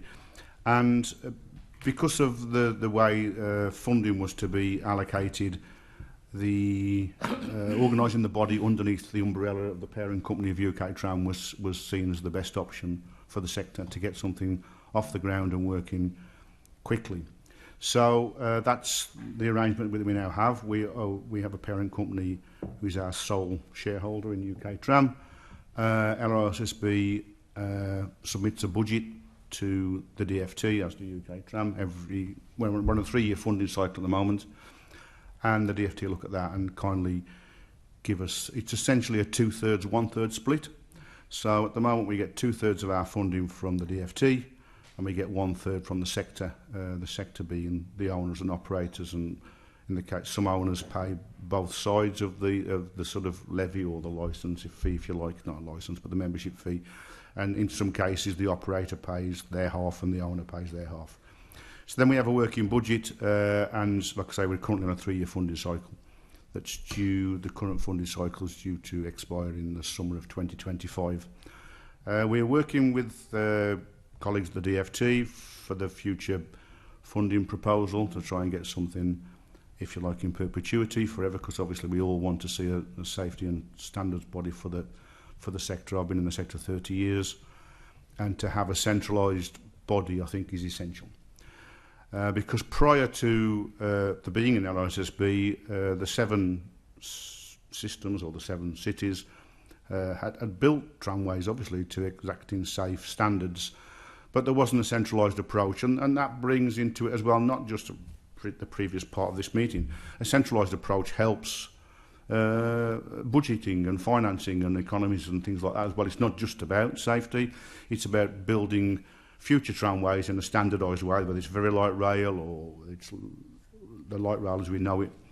So that's what my organisation is looking to do. One of the other big recommendations from the Sandilands investigation was the need for the centralised understanding of risk, and at that point there was no centralised gathering of precursors and hazardous events to assess risk. Excuse me. So a lot of money was spent on production of a portal and a model so that all 7 networks now input data into a centralised portal that goes into a model that we then evaluate the risk of, believe all the precursors and assess the risk for future incidents, and then look to guide the sector and manufacturers and suppliers in firstly safety by design, but that if that's not quite possible because we have ageing infrastructure rolling stock, what we can then do to retrofit to make sure that the sector is doing the best it can to maintain safety. And there's been some strong steps and innovations since Sandilands, in certainly technology around vehicles, speed management, fatigue monitoring and all that sort of stuff. So we bring all that together from the like I say, the 7 systems. We share that with everyone. We share that with the ORR. We have a memorandum of understanding with the ORR. We're closely linked with the ORR. So as we learn completely from a central point, rather than learning as we go because someone picks up the phone to someone in Manchester or Birmingham or Sheffield or Edinburgh, and that is our function really. I think I've rambled a bit. I hope that answers the question. That's really helpful, and thank you. And it's really helpful to get it put in context. And please don't assume that we know this, know all this. That was really interesting. Just want to pick up on a couple of aspects of that. You made reference to the fact that there wasn't an LRSSB before Sandilands, and same on heavy rail. Do you think, looking back, that somebody should have was that sort of one of those things where the industry generally thought, we should probably have somebody doing this, but no one's going to, frankly, stump up the money and do the organisation until something awful happens? I think that there's a few things in the timeline of that. The ORR previously to ROGS, forgive me if people don't. This was the way by which the ORR governs and looks after our sector. Did an awful lot of that centralised monitoring. The advent of ROGS in the early noughties changed that approach from the ORR, where heavy rail and light rail were thought to look after their own safety in a structured manner. Heavy rail had got that infrastructure, not the physics, but they had that infrastructure in place to be able to better control themselves centrally. Whether it were rail track, whoever the precursors to the network railway and all that, they had that centralised structure. They also at that point had RSSB. RSSB was in its formative state then. So I think light rail understood that and were getting to grips with that and how best to do that. But they almost lost that little bit of a guiding hand in a way with the way the ORR had moved, the HSE had moved itself from that sort of a facility to one of more of a regulator and a police, as it were. So I think we believe we had it, but perhaps we hadn't. It was the honest approach, Yeah, no, that's helpful, thank you. And it's slightly concerning for me to realise, maybe I should have, that actually you're only doing 3 years funding cycles. Are you relatively hopeful that will be sorted out? Yeah, I mean, we will continue to have you the committees Mark for and many Tuck years as an to come. owner, I think, Yeah. but I think we've been challenged all the while. It's about added value and bringing something. If people are paying. I mean, and our budget is massive. It's a public record. It's 1.6 million. It's not like we have fortunes to do what we do. But I think we've achieved a lot. I've been in post 3 years. In our 5 years in existence, we've published in excess of 40 documents and guidance notes. We have invested a lot of money in research and development. The model I spoke about previously and the portal into that was over £500,000 invested into that for the sector to use, and it delivers now fantastic dashboards that the sector can use to understand their risk profile and where that risk profile sits in relation to the national average, and then learn from perhaps others who are doing things better. Croydon are exemplary in a number of things that they do that the rest of the sector is learning from and we are learning from. So Yeah, so we, myself and James, we're working on the current round of business planning with the DFT. We're all aware, obviously, that next year there'll be an election, but we're very closely working with the DFT to make sure that we have our funding round. And I think it's incumbent on us. We do a lot of work with people like Mark and his colleagues, his compatriots in Manchester or Birmingham or TFGM or TFWM or Transport for Wales now, because they're joining our little band as well with the tram train, to make sure that people understand the benefit of having a centralised safety and standards body and what that can bring that will help them and today, but also to the future. I think we can develop things, because I've been in this industry 30 years now, I do believe we can develop better solutions for the future. That's why I was interested in the conversations earlier about, possibly new schemes. We're constantly evolving now. One of the challenges for us is to learn from other sectors. We're learning from the motor industry, because the motor industry are well advanced in things like obstacle avoidance and driver monitoring. When we're in your car, we all drive modern cars probably, and we understand that all the beeps and alarms that go off. And also the aviation industry, because the aviation industry, these are industries where we can learn an awful lot of good stuff from. And that we probably was never done before. We're in a very fortunate, I believe that my organisation is in a very, very fortunate position, because really the world's our oyster in a way. We just got to target ourselves correctly, really. Thanks, that's helpful. And specifically, coming back, we mentioned Sandilands. How is the LRSB ensuring that all the tram operators implement the recommendations of the RABES report after Sandilands? We've invested quite a lot of money in research and development to make sure that the best solution hopefully is promoted out to there, and all 7 tramways have adopted the driver inattention, the speed management, for instance, and that is promoted by us. And like I say, with the ORR, there's the regulator, we have the memorandum of understanding, and the ORR have been good enough to promote our documentation as good practice, and is seen to be good practice and should be adopted. So working in tandem with the ORR, we sort of press that case. You don't really have to press that hard. People understand that there are technologies available now that can be fitted to ageing rolling stock. It doesn't have to be new rolling stock. It can be fitted to ageing now. The Sheffield vehicle, for instance, is probably the oldest vehicle in the country, and they've managed to fit our research and development or technologies to their fleet to help their drivers. And then moving forward, working again with Ben and Croydon, because some of the stuff that Croydon are doing on fatigue management. So if we think about the technology helping a driver when something has happened, it's getting to understand what's happening before then. And some of the stuff that Ben and his team are doing on fatigue management is exemplary. So we're looking to you, again, my organisation will work with Croydon. I will work with some of our European partners as well, because there's some excellent stuff happening in Europe in this area, to deliver guides, documentation, technical notes that will help the sector. And the uptake is, it's that's an interesting question that is part of the. We're also on a 3 to 4 year review audit cycle from the ORR, and one of the questions that's hanging out there is, should LRSSB be mandated?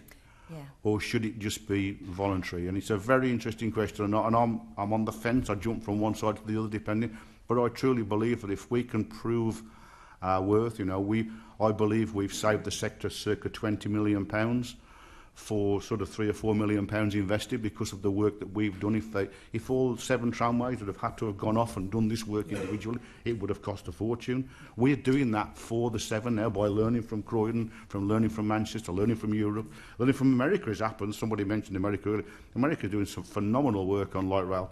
Who'd have thought that? I would never have thought that. It's the land of the big car, you know what I mean? But they are doing some 50 live schemes in America being built as we speak. They're doing some phenomenal work on light rail. So it's just learning that and helping the sector. So I think if we do that, people will want to pay the membership, if to use a phrase, not be forced to pay that. Because I think the owners, whether it's TfL, TFGM, TFWM, whoever it is, will see the benefit of having us. So I really hope that we don't have to go to Westminster to get legislation. I might be living in a bit of a fool's world there, but I think if we can prove our worth, people will want to do what we ask them to do, is the best way I can put it. Thanks. Thank you. Back to you, Chair.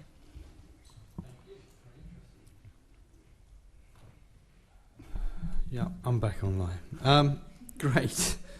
So now move to Assembly Member Garrett. Thank you.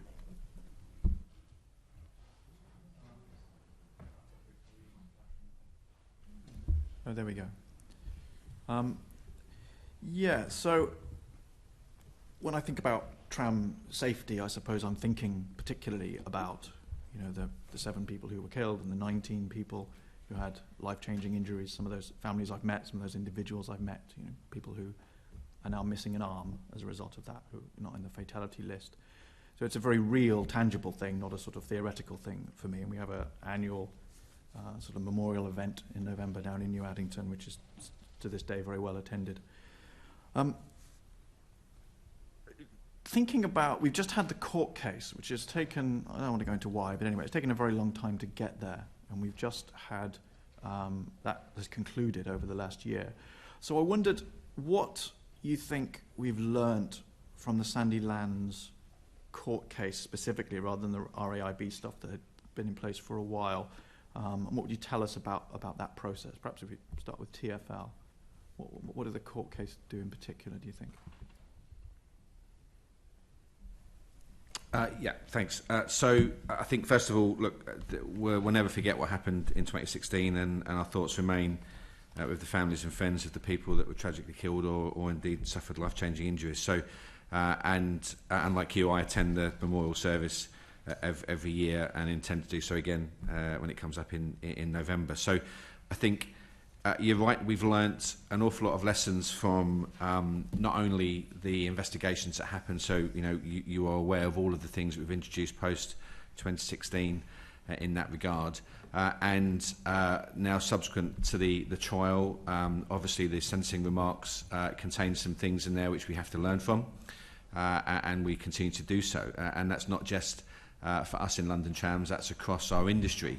And more broadly in TfL as well. So there is work that's being done to reflect on the sentencing remarks from Justice Fraser and see if there's anything else that we can learn and enhance what we're already doing and maybe introduce other bits and pieces as a consequence of what the judge has said. So I think it's another learning experience for us.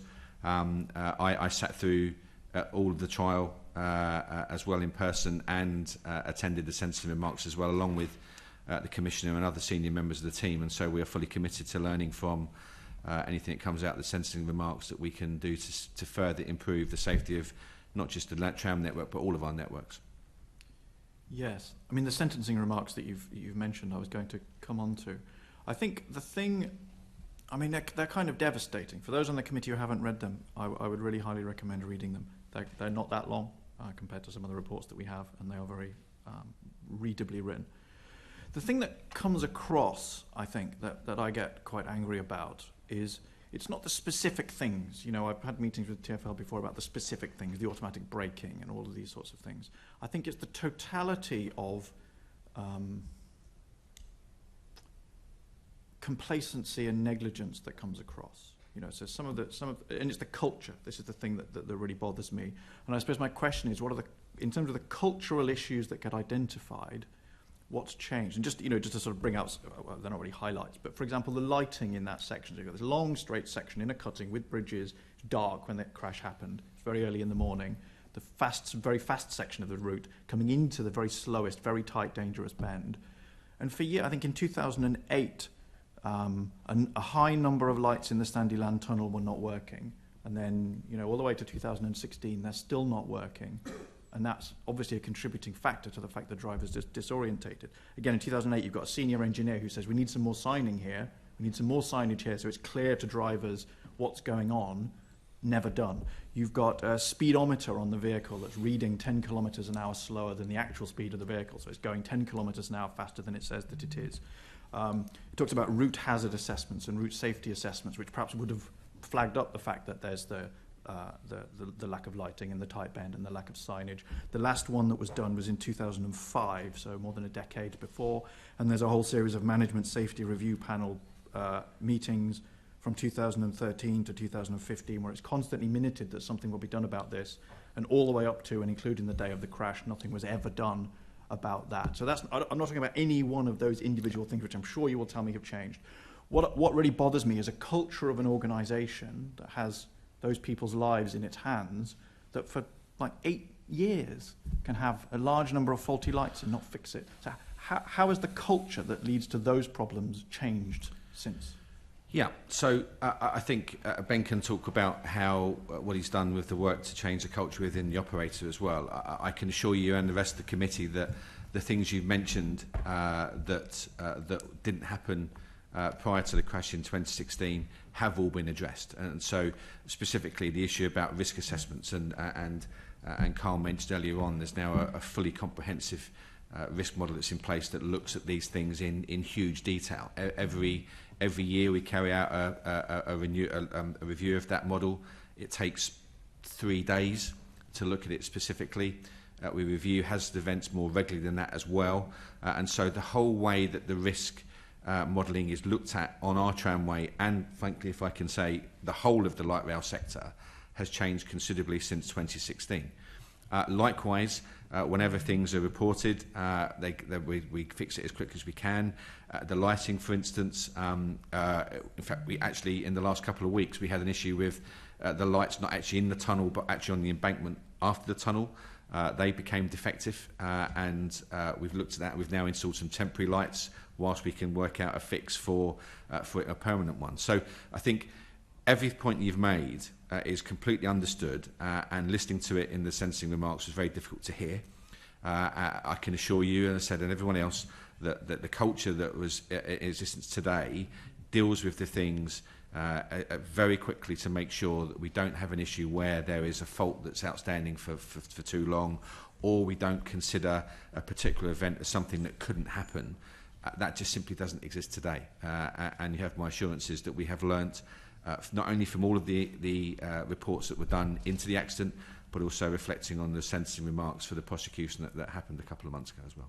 So I just say, I'm okay that you mentioned what happened to those, because with the specific incidents, as I say, for me the overriding concern is cultural. Yeah. You know, it's not, because you get into closing the door after the stable door after the horse has bolted territory, don't you? We fixed that. What's the next thing that's yeah. And that's about culture, about looking for problems and not looking away. No, and you feel confident that that's better? I feel absolutely confident it's better for a number of reasons, not least because we're constantly checking for comments that come in from members of the public as well to react to those. Again, that was a specific finding of the report, but that's what you picked up. We constantly ensure our staff feel enabled and able to report instances when they see it.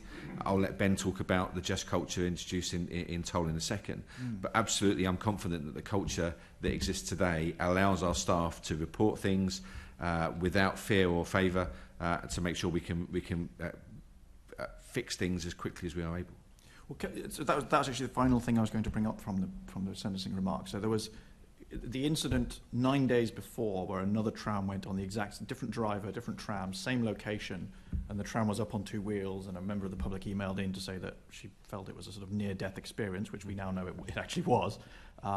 She emailed in and nothing seems to have happened from her email, and the driver, him or herself, who was on that earlier vehicle, didn't report it, and the judge's view seems to be it's this culture of blame and the culture of people not wanting to report things like that in case they get blamed for them. It's your fault you were going too fast, and then they get in a disciplinary. So how is that different? Let's imagine a scenario like that where a driver sees something or experiences something. How is that different? Yeah, Ben, if you'd like to. Perhaps that's for you. So a lot of work's been done within Toll since the incident, and Mark mentioned the customer service role that we have there that deals with all the communications that come through, so there is an active mechanism there very quickly that we can look into those kind of things.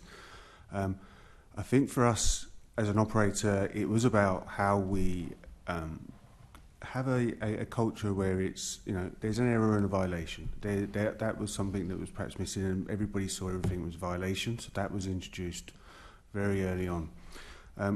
We re-emphasised what our just culture was. We did a whole raft of training on just culture and behaviours of staff and management, and that started off as from the exec. So every member of TOL, regardless of what role you do, you sit on the course and you have the course. There's a step change from also how we look at support and development. So if people are making mistakes, is it an error? Are they doing it on purpose? No one will ever want to go out and do anything on purpose. So there we need to look at what sort of support and development individuals need. So we've introduced and just re-emphasise to everybody that it isn't about, oh, they should know better because they were trained 10 years ago and they get assessed every year. This is about why, what's caused, look for, and it comes back to the investigations as well that we do internally, is what was the underlying cause? What was it? We think we know what they did, but why? And it keeps asking those why questions, which is the basis of all kind of sort of root cause analysis training you do. But it's getting people to understand we need to support our staff going forward, we need to give them support and development going forward to prevent reoccurrence of similar sort of incidents where they might make mistakes. When you talk about staff making mistakes, obviously, possibly that's drivers, possibly it's other people. I mean, the incidents, not to go back over them again, but the incidents I gave, I mean, the lack of lighting, the lack of signing, the lack of, I mean, those aren't driver errors either. Those are senior management errors, I would say. So senior managers involved in this part process? Of the training that I said, to say every single manager, you know, every part of my team, all my exec, all of the senior management within TOL have sat the course. We continually talk about it during our exec meetings. We will always, there is now never a situation will arise where what might be a new report and then we fought it the next day and it was okay, we fought it yesterday, that's okay. They don't, because Mark knows I'm on the phone. We have our own internal mechanisms with our own internal meetings that if stuff's not being done or attended to, everyone will continue to report it on a day-to-day basis until it gets resolved. So that's, because that was what I was going to ask. So how, I'm always a bit sceptical of going on courses to solve a problem. I've been on courses and I've come back from them and I feel like I'm not that changed always. So how do you think about the point of view of a driver? Let's think about that driver who went round that corner too fast. Definitely, you know, the tram has come up on two wheels. How is it the experience of the process different for that driver now versus then? How can they feel confident that if they wanted to report that issue? Sorry, Assemblyman Garrett, you are now beginning to sort of blur into questions that are further down the line, really. Which question is about organisational culture? Sorry. Well, the questions about, well, there are questions further down, number 11, for instance. So let's try and keep the case. Okay. So in terms of the returning to the judge's sentencing remarks, so those, I mean, I think if, you know, for me, I would perhaps print these out and stick them on my wall. I mean, in terms of what you personally take from them, Ben, you know, what's your sort of big takeaway from the observations of the judge in those sentencing remarks? So, like Mark mentioned, there's a number of items in there that we will take away and we'll continue to look at how we improve. I think it's something that, for me personally, sitting there listening to what was coming back, much like Mark, it wasn't nice reading. It's understanding that I wasn't within TOL at the time of the incident and joined a couple of years after. So for me, it's about making sure that we instill the practices in the business that we don't experience those again. And it's just that understanding that never rest on laurels, never presume you know everything. And I think sometimes a decision we might make today doesn't have an impact today, but it might have the impact tomorrow. It may not even be tomorrow, it might be months, years ahead. And it's about understanding how we check and balance all the decisions we make collaboratively, asking for support where needed, UK Tram come into that, LRSSB come into that, and other contacts you have. So it's about just ensuring that, you know, we make decisions for the right reasons, but we've tried and done our best to understand. And I think, you know, not letting things slip and slide, like potentially you just mentioned about the lights, for example, not to happen again. Okay, thanks, Ben. Just quickly then, I don't know whether Carl or James, whether you had any observations on the sentencing, on the court case, the process of the court case, or the outcomes of that, you know, in terms of how that looked from your point of view. I mean, from our perspective, I reflect on the things that were charged against us from the coroner's preventing future deaths reports. there was a number of things that came against us. And pertinent to your point you was raising there was about the confidential reporting.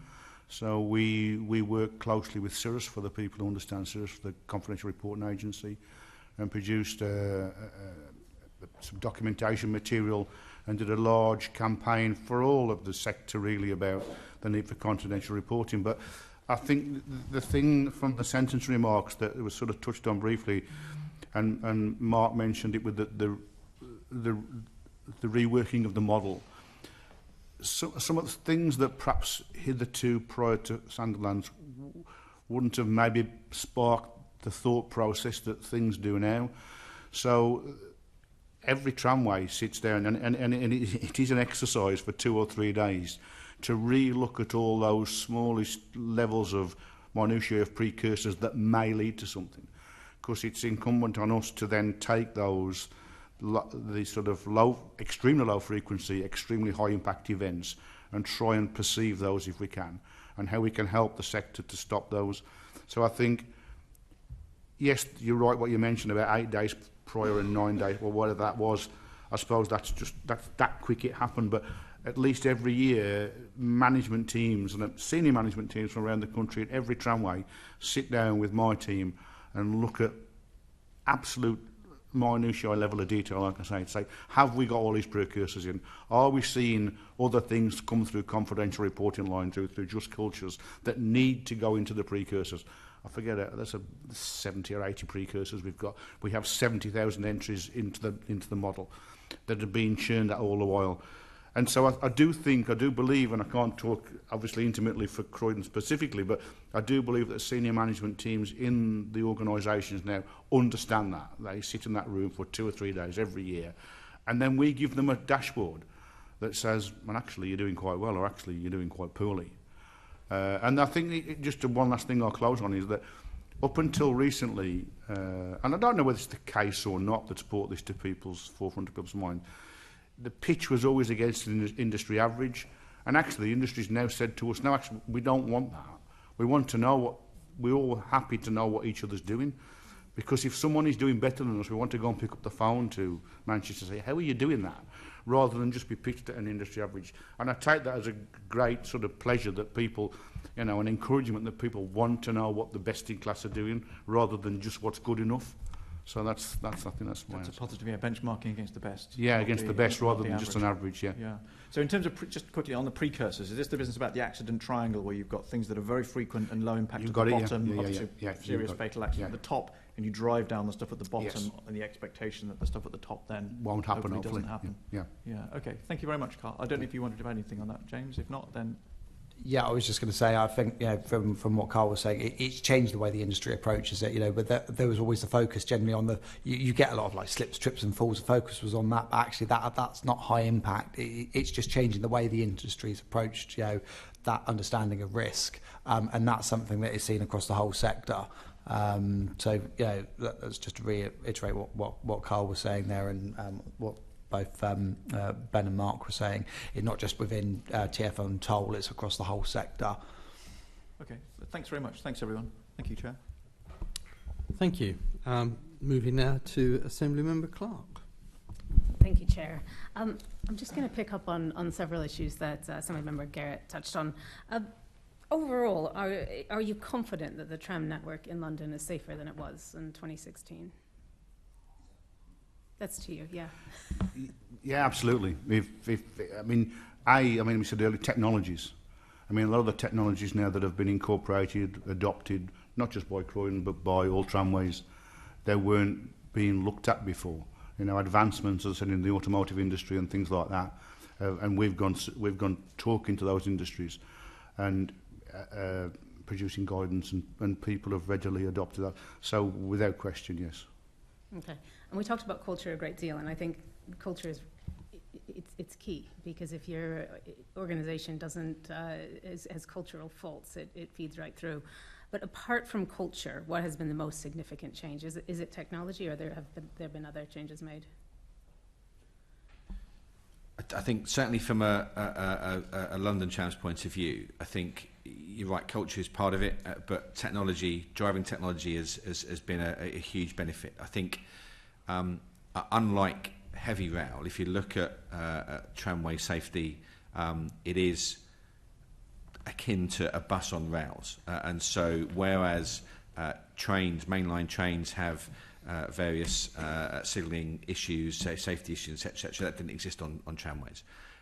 We do now. We have systems in place that will automatically stop a tram if it's going too fast.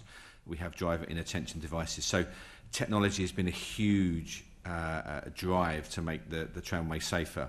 But also we need to think differently about stuff. You know, how can we influence behaviours of the members of the public when they're on or around the tramway?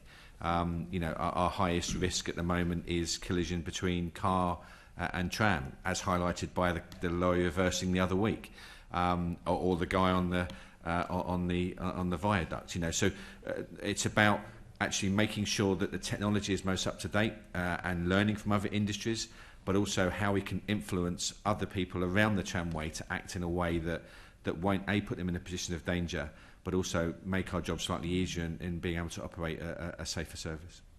Yeah, and with that, what are the most significant challenges to implementing those changes? The changes that we've had in terms of technology. Yeah. I think a lot of it is retrofitting to older vehicles.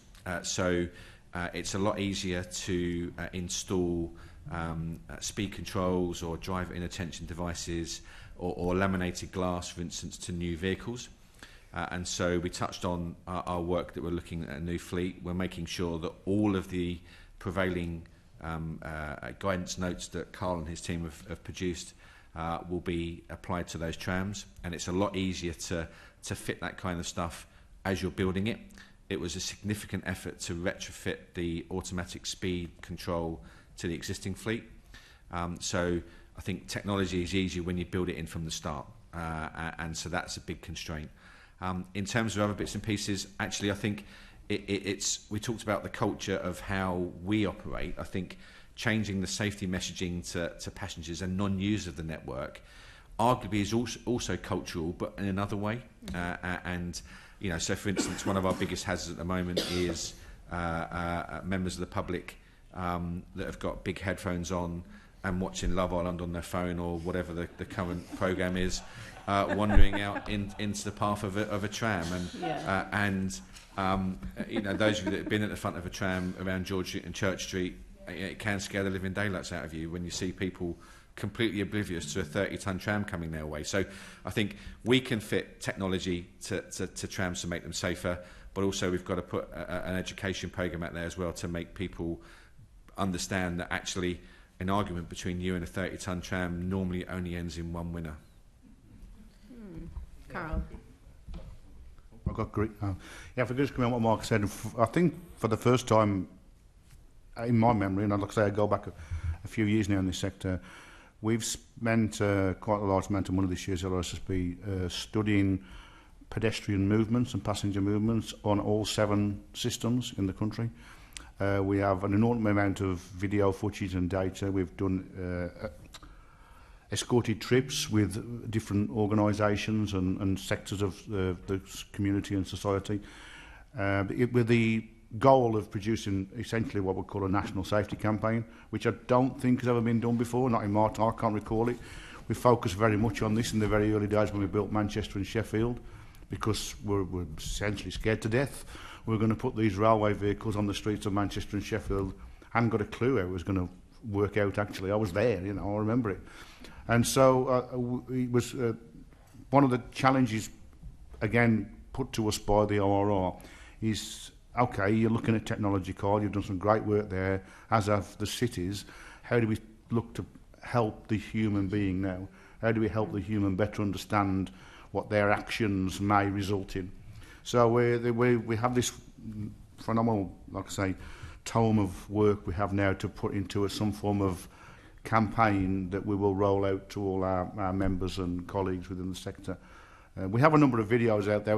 We've gone deliberately on the sort of cartoony video in our style rather than pick a Croydon tram or pick a Manchester tram up, because I think that's too specific. We've got this sort of LRSSB type look thing, and it doesn't point anybody out, shall we say. This is just about general safety, and we're looking to develop that further It's been a massive benefit in schools but certain owners would like us to be a bit more hard-hitting with some of the messaging, but we have to take all this into consideration with what we deliver. But that is a goal of ours for this year's business planning. Just so you know. Okay, James, did you want to come in there, or were you just agreeing with everything that was being said? Okay, no, it's good. It's good team sport. And looking at all of you, you all seem to be agreeing with pretty much everyone, what all of your colleagues are saying. I'm just so in 2020, this committee called for a tram safety standard. How have stakeholders been contributing to the overall tram strategy? What was the question at Tram? Do you want me to start, Carl, and come in? So you can agree with each other. You can just nod along. And then, what I would say, and I have forgot to mention this as well, is I actually sit on the board of LOSSB, so I regularly hold Carl to account, as he will attest. So I think prior to LOSSB's invention, if you like, there was a document which was called the Tramways Principles and Guidance Document. And if you're having trouble sleeping at night, put that by the side of your bed and have a look at that. It will work. But essentially, what that contained is all of the standards which you should look to have when you're constructing a new system, be that interfaces with road traffic or cyclists or pedestrians and things like that. What Carl is moving away from that is a number of standards that each deal with specific issues. And learnings are taken from REIB reports where there's been an incident or other incidents on or around other tramways to make sure we can inform those guidance notes to learn the lessons, whether there's anything we can do in terms of constructability and things like that. And we all, whenever we carry out renewal works or build something new, we always take account of those guidance notes that exist to make sure we are constructing things in the safest possible way, not only for our users, but also for the people that are around the networks as well. I don't know if that takes your thunder away. I couldn't have said it better myself. But the TPG, which previous to that was RSP2, was an ORR owned, let's call it, document. We now look after that. We if you like, secretariat that stewardship for the ORR. And that has had a complete rewrite this year. The ORR have just reviewed it actually and sent it back to us as recently as a couple of weeks ago. But yeah, that is now, thankfully, because of the introduction of LOSSB, is becoming more of a signpost document now because, as Mark rightly points out, we have got now whole rafts of guidance that sit off the back of that. Ironically, one of the ones that we haven't got yet and we were looking to do, and we work with Mark and his team, is essentially a UK tram specification. We tend to be a bit too beholden to what Europe give us when it comes to procurement of trams, because, to put it bluntly, we're very small scale in the worldwide global procurement market. So we're trying to help the sector with clients like TfL have a bit more weight behind them, say no, we have to have these things on our tram because this is what our safety bodies say we should have. Because at the moment we're a little bit at the behest of what Europe says, because Europe, that's where they're manufactured in the vast majority of cases. So we are looking to it with TfL and, as it happens, is it TII in Ireland, Dublin, who are looking to procure a large new fleet to develop a UK tram specification. So it gives us a bit more strength with manufacturers. I think we're pushing a little bit at open doors, but I like to think we are, as we spoke about earlier with one of your colleagues, when it comes to our own internal authorities and owners. But with Europe, we have to be a bit stronger because, unfortunately, they buy hundreds and hundreds and hundreds of trams a year. You have to put it in context that 2 or 3 German cities have just clubbed together to sign an order for 500 vehicles for German cities. And that buys an awful lot of influence when you're spending that sort of money. But we'll keep going at it. Yeah. Okay. And in 2020, this predates me, by the way, the committee also suggested there should be a review of signage in relation to trams. Has that been carried out? There's certainly a guidance note, and I assume all the tramways have adopted that guidance note that we did on tramway signage, similar to egress and fire and rescue from trams. There's been guidance notes put out for virtually all of the recommendations that came off the back of 2016. Okay. Can I just add something as well, just a point which Member Garrett mentioned earlier on about signage in the sentencing remarks. So the guidance notes that Carl and his team produce are the minimum standard, and so we are encouraged to look more broadly beyond that standard as to what else we can put in place, in terms of location and type of sign as well. So, for instance, we're looking at things around pedestrian crossings about can we make that signage, slightly more prominent or a different design to make it more obvious that people need to take advantage of that. So whilst the guidance notes that Carl and the team are producing are incredibly important, they're a minimum standard. We're encouraged to look beyond that to see what else we need to do. Okay. Yeah, James? Yeah, it's just to say, and that's where the best practice that we share within the industry, that's something that we make sure we do. So even if people are at the minimum standard, if someone comes up with something, the trials that are going on with, like illuminating, pedestrian walkways, so they go red if a tram's approaching, whatever that may be. There's trials going on in Europe, and we're sharing that back with our colleagues in the UK, because we want to make sure that we're at the forefront of not just it's good enough, that it's we're at gold star. Yeah, absolutely. Finally, on from me, Assembly Member Garrett also touched on fatigue, but I'm just wondering, is there standard guidance for fatigue that's now issued? Yes, there is. There is. Yeah, there is. Okay. Yeah. That's great. All right. Thank you very much. Thank you, Chair. Thank you. Now look to Assembly Member Desai. Thank you, Chair. Good morning, panel. So looking forward, what future safety proposals are under consideration? And on top of everything you said to us this morning, is there anything else you wish to add about any other safety technology that has been implemented on London's tram network?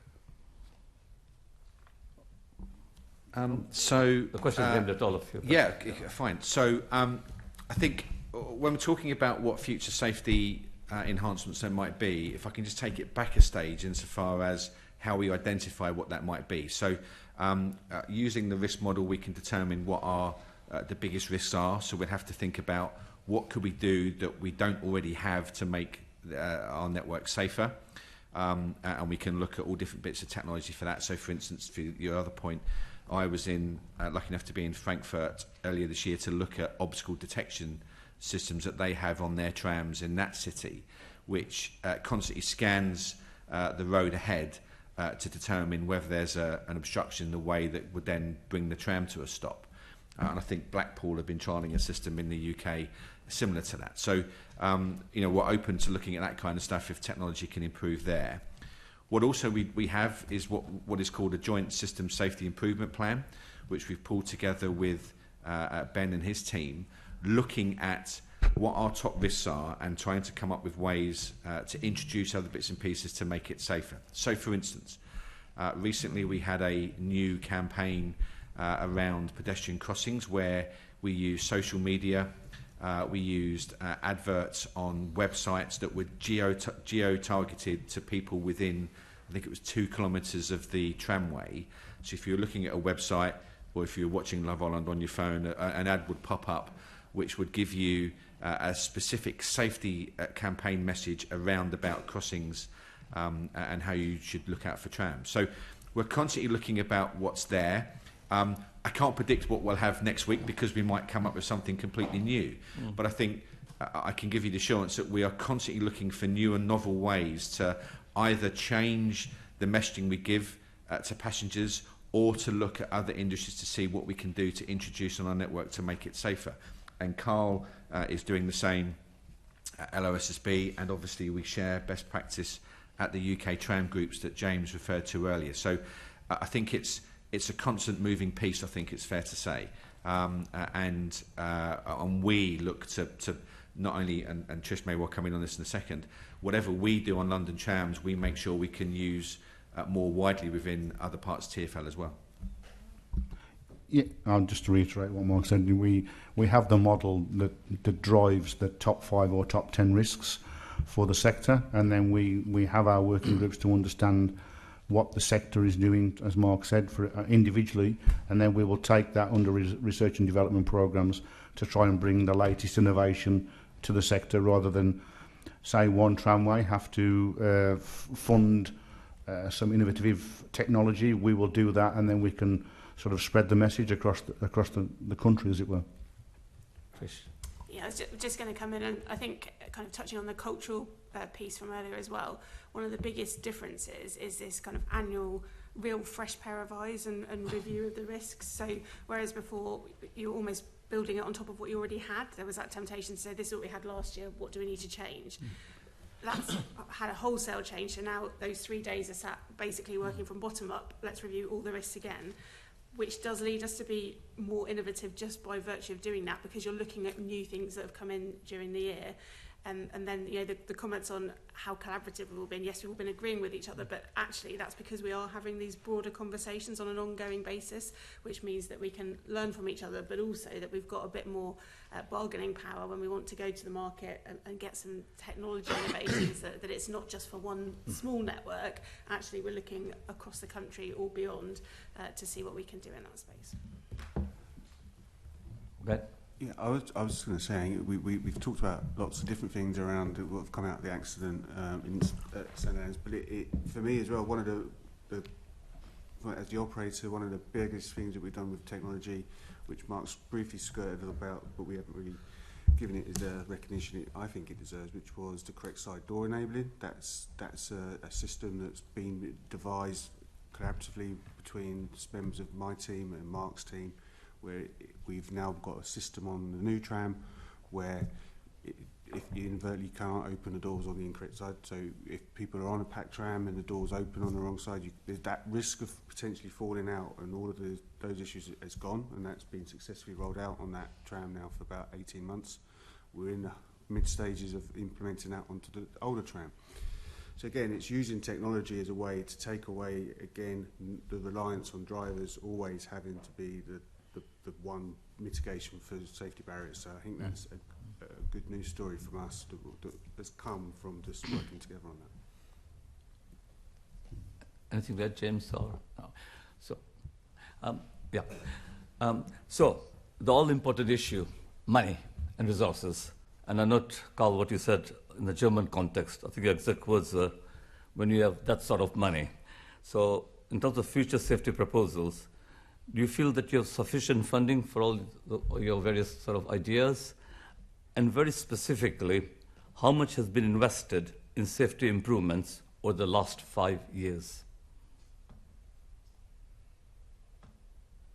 Are you talking TfL or are we talking nationally? Well, both, yeah. So from a TfL perspective, obviously safety is such an intrinsic part of what we do as an organisation. And as you've heard, we've delivered a really extensive programme of lots of different elements coming together to make Croydon really, as we've heard from our colleagues, kind of one of the market industry leading safe networks and safe operations. So it's really tough to, safety isn't an individual line in any of our budgets, because it should be at the heart of what we do and how we do things. So when we're spending on other things, safety should be that intrinsic part of that. I guess Mark or Ben could comment on individual aspects that we've just talked about in terms of how much the correct side door mod has cost us, how much Project Guardian cost to implement. But some of the bigger benefits for us have actually been from the changes in safety culture, which is a lot harder to attribute a cost to, and arguably is cheaper but trickier to achieve. So it's not a case of earmarking a specific amount, it's making sure that it's at the heart of every investment decision we're making at every planning process. I mean, in terms of specifics, you know, it's slightly outside of your 5-year horizon, but you know, the physical prevention overspeed device that we fitted, that cost £5 million. The Guardian system, about £100,000. You know, so I haven't got a number which I can say I'm spending on safety initiatives today, because in fact, in some cases, it doesn't cost an awful lot to improve something. You know, so the social media campaign that we use for the crossings cost, you know, less than £5,000 for all of the advertising and stuff like that. So it's difficult for me to say I've spent this amount of money on a safety issue.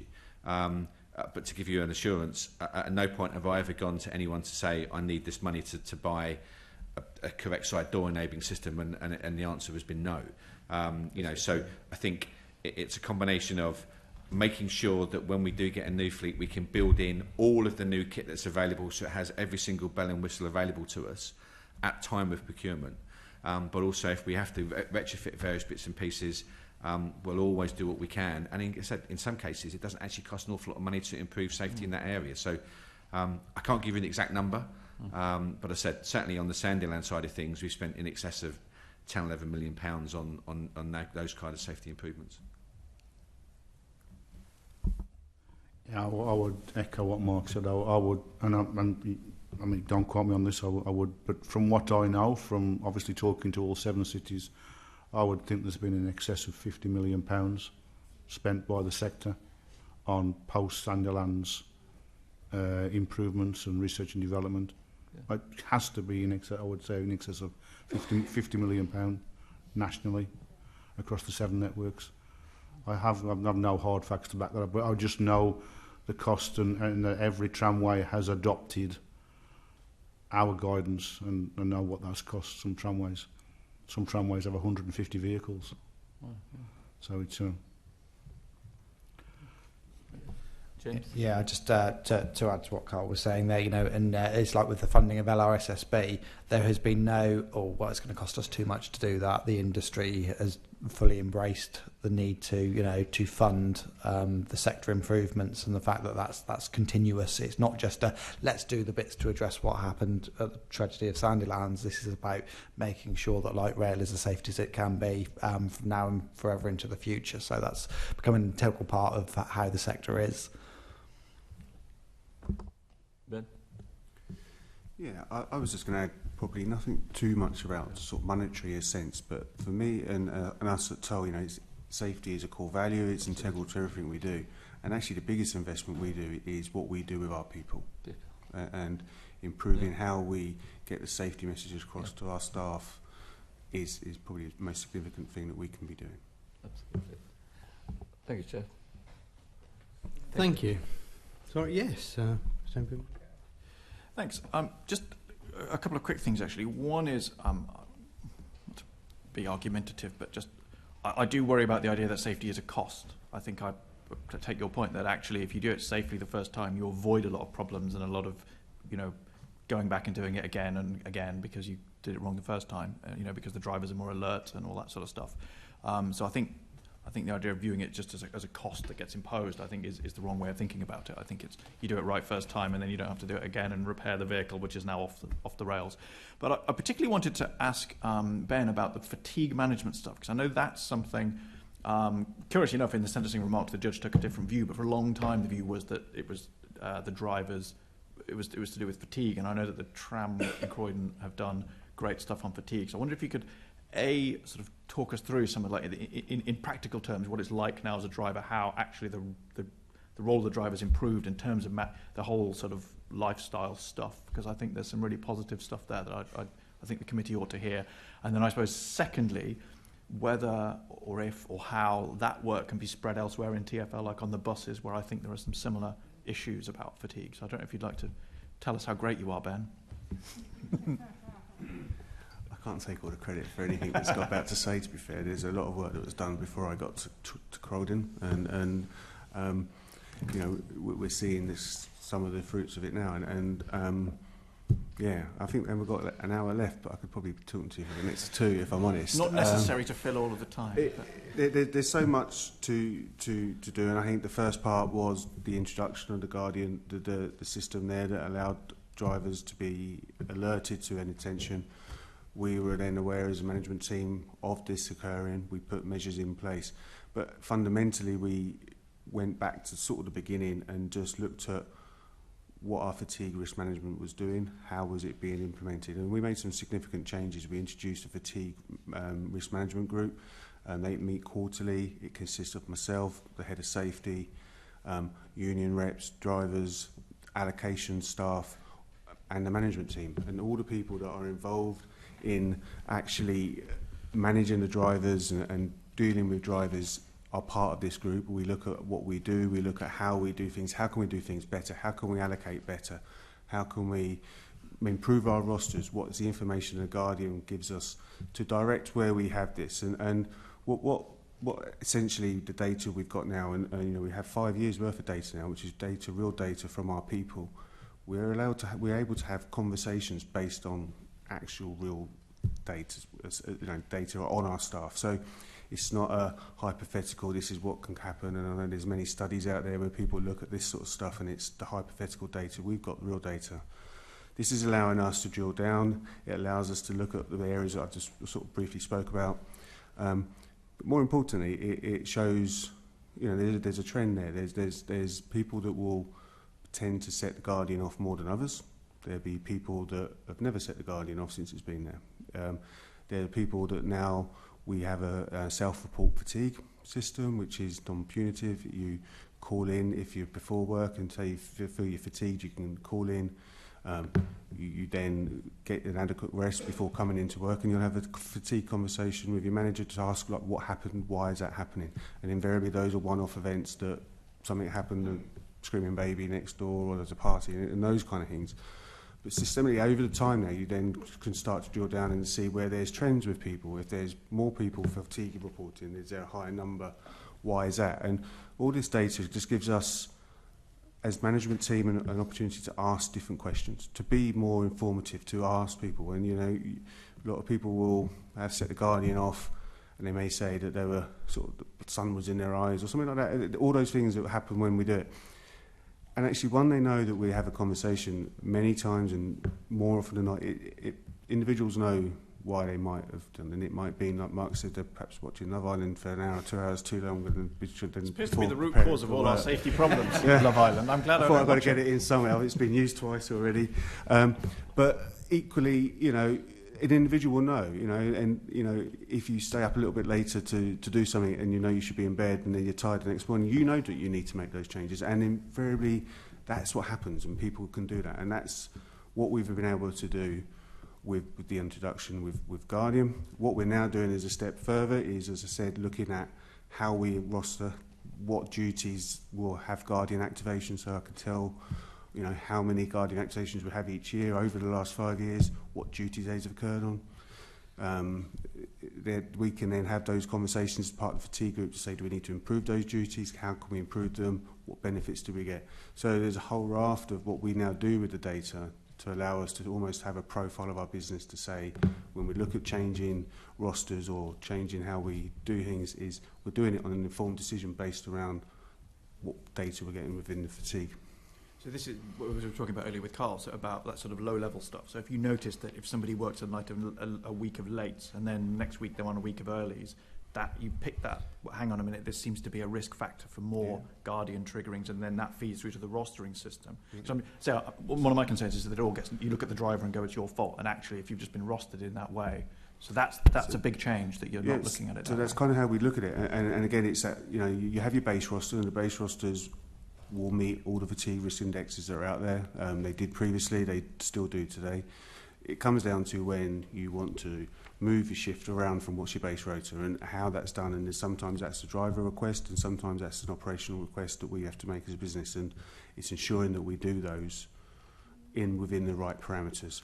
And occasionally it doesn't always work, and in which case we can flag that, challenge it, and we can ask questions. So it isn't just about this is a driver issue, this can be across the whole business, which is why we talked about fatigue training that we introduced, and we still do it as a continual basis here. And that isn't just fatigue training on what our drivers get. Every management team gets it. So I get it, the exec team get it as a level. So our training is bespokely given to us as an exec team to understand fatigue from the senior management level, how we look at it, how our managers do with it.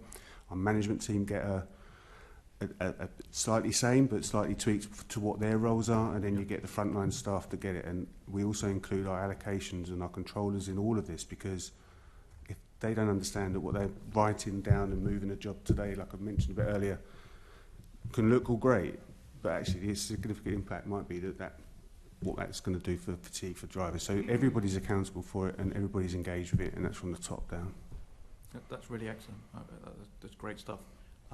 I don't know, maybe Trish, a question for you. Is this some sort of this experience, expertise, this approach, is this something that you're talking to, say, TfL Surface about with bus rostering as well? Because you have similar risk profiles, don't you? Yeah, so similarly to Ben being able to fill a couple of hours, I think I could fill probably half a day talking about fatigue, because it is such a big issue for us and anybody who has a large proportion of shift workers, and it's something we spent a lot of time and energy focusing on, but not just internally, looking at external expertise. So across London Underground, we've done stuff with our drivers with, I can't remember what they called it, it was essentially like a Fitbit, but it monitored your sleep quality, and looking at that similarly to what Ben was alluding to in terms of looking at the shift pattern you've worked, but then how much good quality sleep you're getting outside of that, and what impact that had. And we've done a couple of things, kind of pan-TfL, bringing in all of our operators, be that direct operators or contracted operators, to discuss the issue, to look at sharing best practice around fatigue. So absolutely, we know that we're still not there yet. I think there is still a big cultural barrier to break down, not just from the blame perspective that you talked about earlier, but I think there's also this culture of people saying, I'm okay, I'm a bit tired, but I'll be okay, I'll be all right. And it's kind of having that, explaining the consequences of that, and saying how important it is, sharing some of the studies around the impacts of fatigue that I'm sure we're all familiar with, and how much it can actually impair your decision making and your ability to react. So yeah, absolutely, it's something that we're looking at across the wider TfL organisation, and making sure that we're sharing this best practice, albeit slightly different ways of assessing that in the different businesses, depending on what's appropriate, what technology people have got in place, and where the starting point is, because actually some of our operators are quite advanced in this space and have been doing quite a lot about fatigue for some time.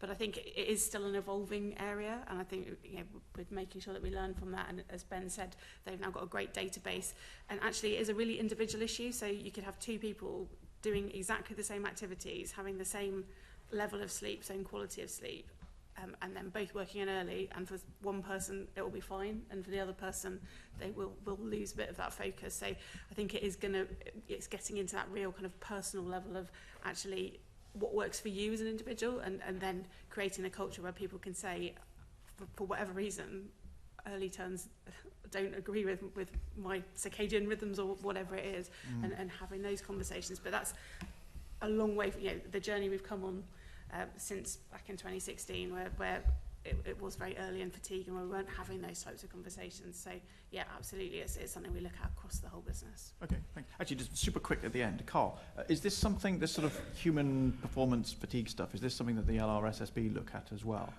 Very much so, yeah. I mean, I've just pick up on a couple of things. It's worth noting, I think, that the HSE through the ORR are re-engaging on their fatigue guidance with the aviation industry, and what the aviation industry do on the fatigue, when we've took our lead from that with our guidance, to be honest. Yeah, we've got a bit of R&D going on with our colleagues at UK Tram.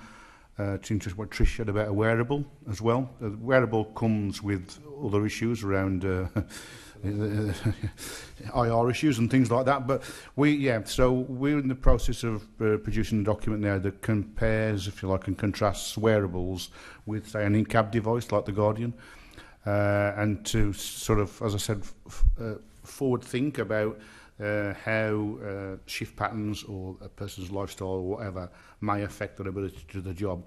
Because most things that the sector currently do, because this is where Guardian leads, most of the rest of the, in fact all of the rest of the 6 cities, you intervene almost post an event, because the inattention will put the brakes on, and then there's an alert to the control centre. But something's happened already at that point. Okay, we won't, all things being equal, it won't be disastrous. You might have people fall in the vehicle, but something has happened. So we're trying to get ahead of the game there, which is what Ben was talking about there, with the guidance on the ability to highlight those, because sometimes people won't even realise they've had an episode, you know what I mean? So we're just trying to get ahead of the game with that, yeah.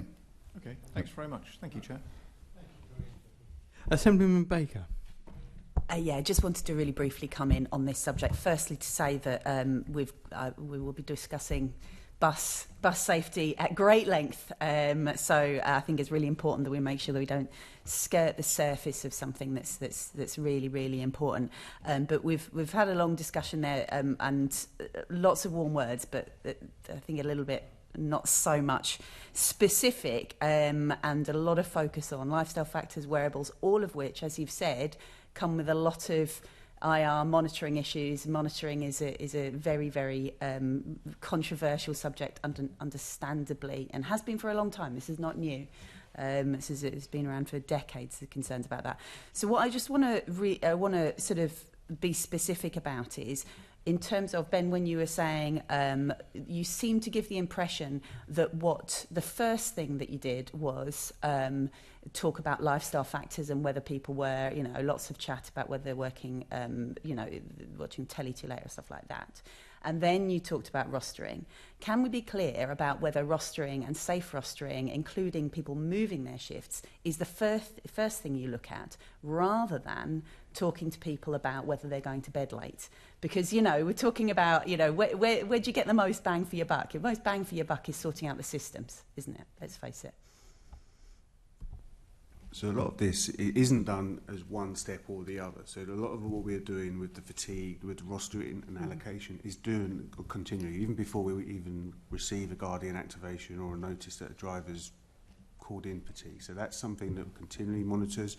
I track that through a dashboard, conversations and meetings with the allocations team, because I can see what people have booked in. So that's us trying to be proactive and understanding. What do you do in order to ensure you've got safe rostering? What are your standards about safe rostering?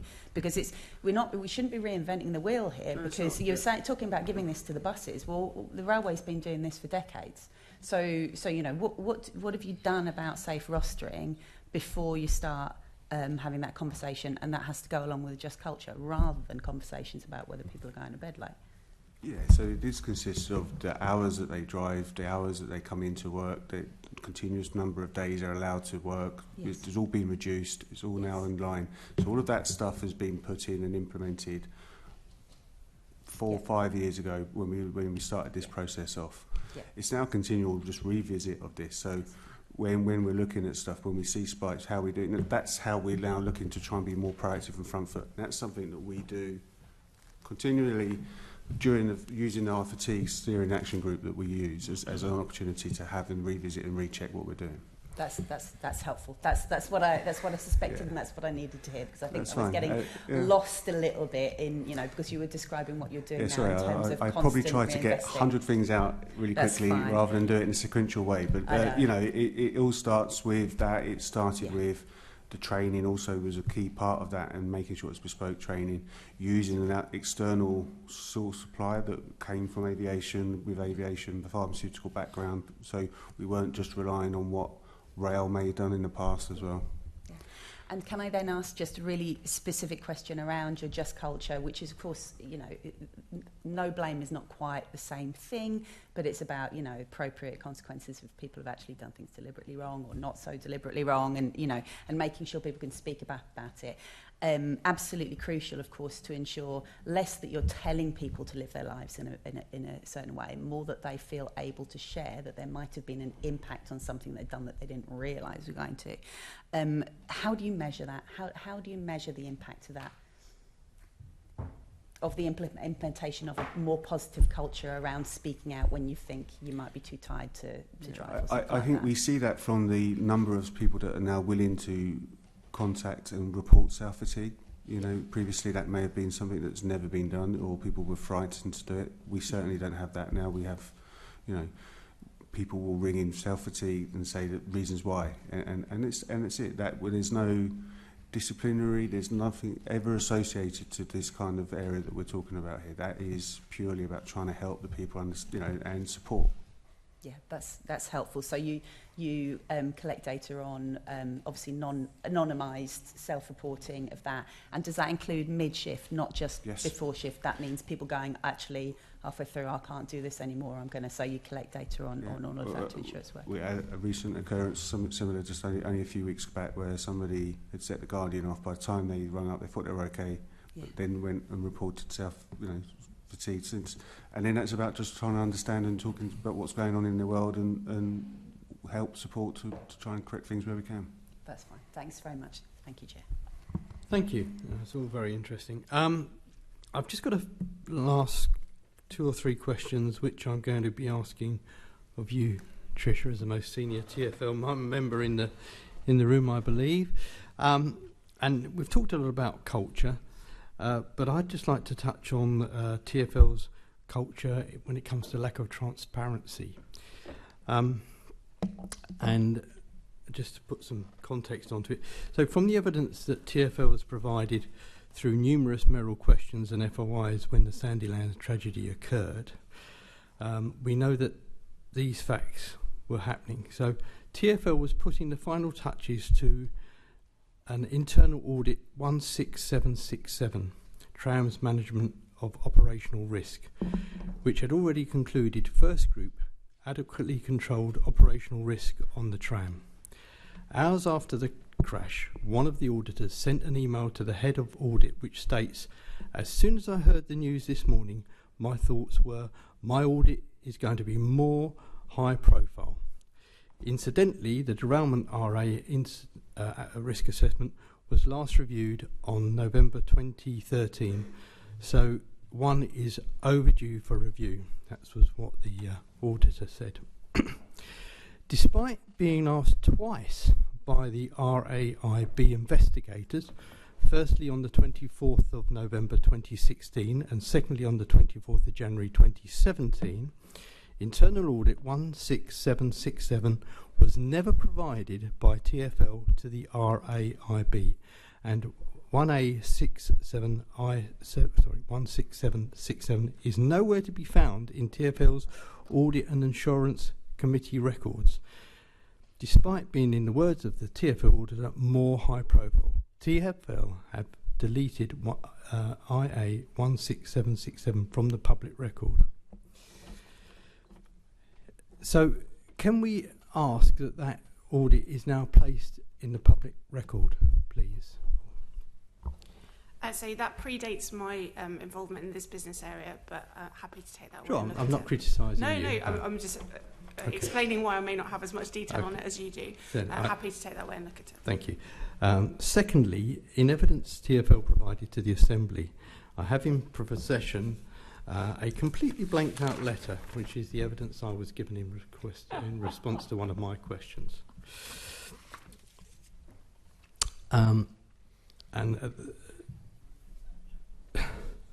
I believe that this letter explains why TfL A decided not to provide IA 16767 to the RAB, and B remove IA 16767 from the public record. So I think the explanation that you have will be contained in this letter. Since TfL and the first group have already received the largest health and safety fine in history, and the Sandilands family may seek to overturn the inquest verdict of accidental death, will TfL 1. Publish the blacked out letter that TfL released in its much delayed response to question 2019-17340, and 2. Publish a link to the evidence TfL made available in its response to the 2019-1734 on the GLA Mayor's question time site. I know the fact that this evidence has been published by a concerned member of the public and is already online, but would TfL please publish it? And also, why not publish the question 2019-17340 evidence on the GLA site and stop giving the impression that TfL is trying to hide something? I can send you a written if you could send me the detail, that would be really useful, and I'll take that away and look at it. Thank you. That's very kind. I think, any other questions? No? Well, I'd like to thank the panel very much. It's been very informative, very interesting. I think we've learnt a lot today. There may be a couple of follow-up questions we have. I'll discuss it with the clerk. We'll send you. But thank you so much for your insight. It's been amazingly. So thank you very much. We've got a few more things to deal with, but please feel free to leave if you wish to. So, moving on. I would like to, I've done all that, thank you. I would like the committee to note the report and discussion. Noted. Thank you very much.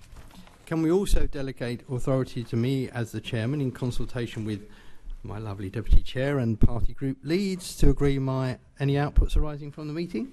Agreed. Good. Can we note the work programme? And can we also delegate authority to me in conclusion with my deputy chair and party group leads to agree the appointment of the chair of the London Travel Watch Board? And can I put on record my thanks to the CEO of Travel Watch, and also my two colleagues, Assemblyman Baker and Assemblyman Pidgeon, for giving up their time to help in that appointment. Right, thank you. Thank you. Okay, so the date of the next meeting is on the 7th of November at 10 o'clock. Allegedly in the chamber at City Hall, maybe not, we'll have to see. There is no other urgent, so I declare the meeting closed. Thank you. Why aren't we in the chamber?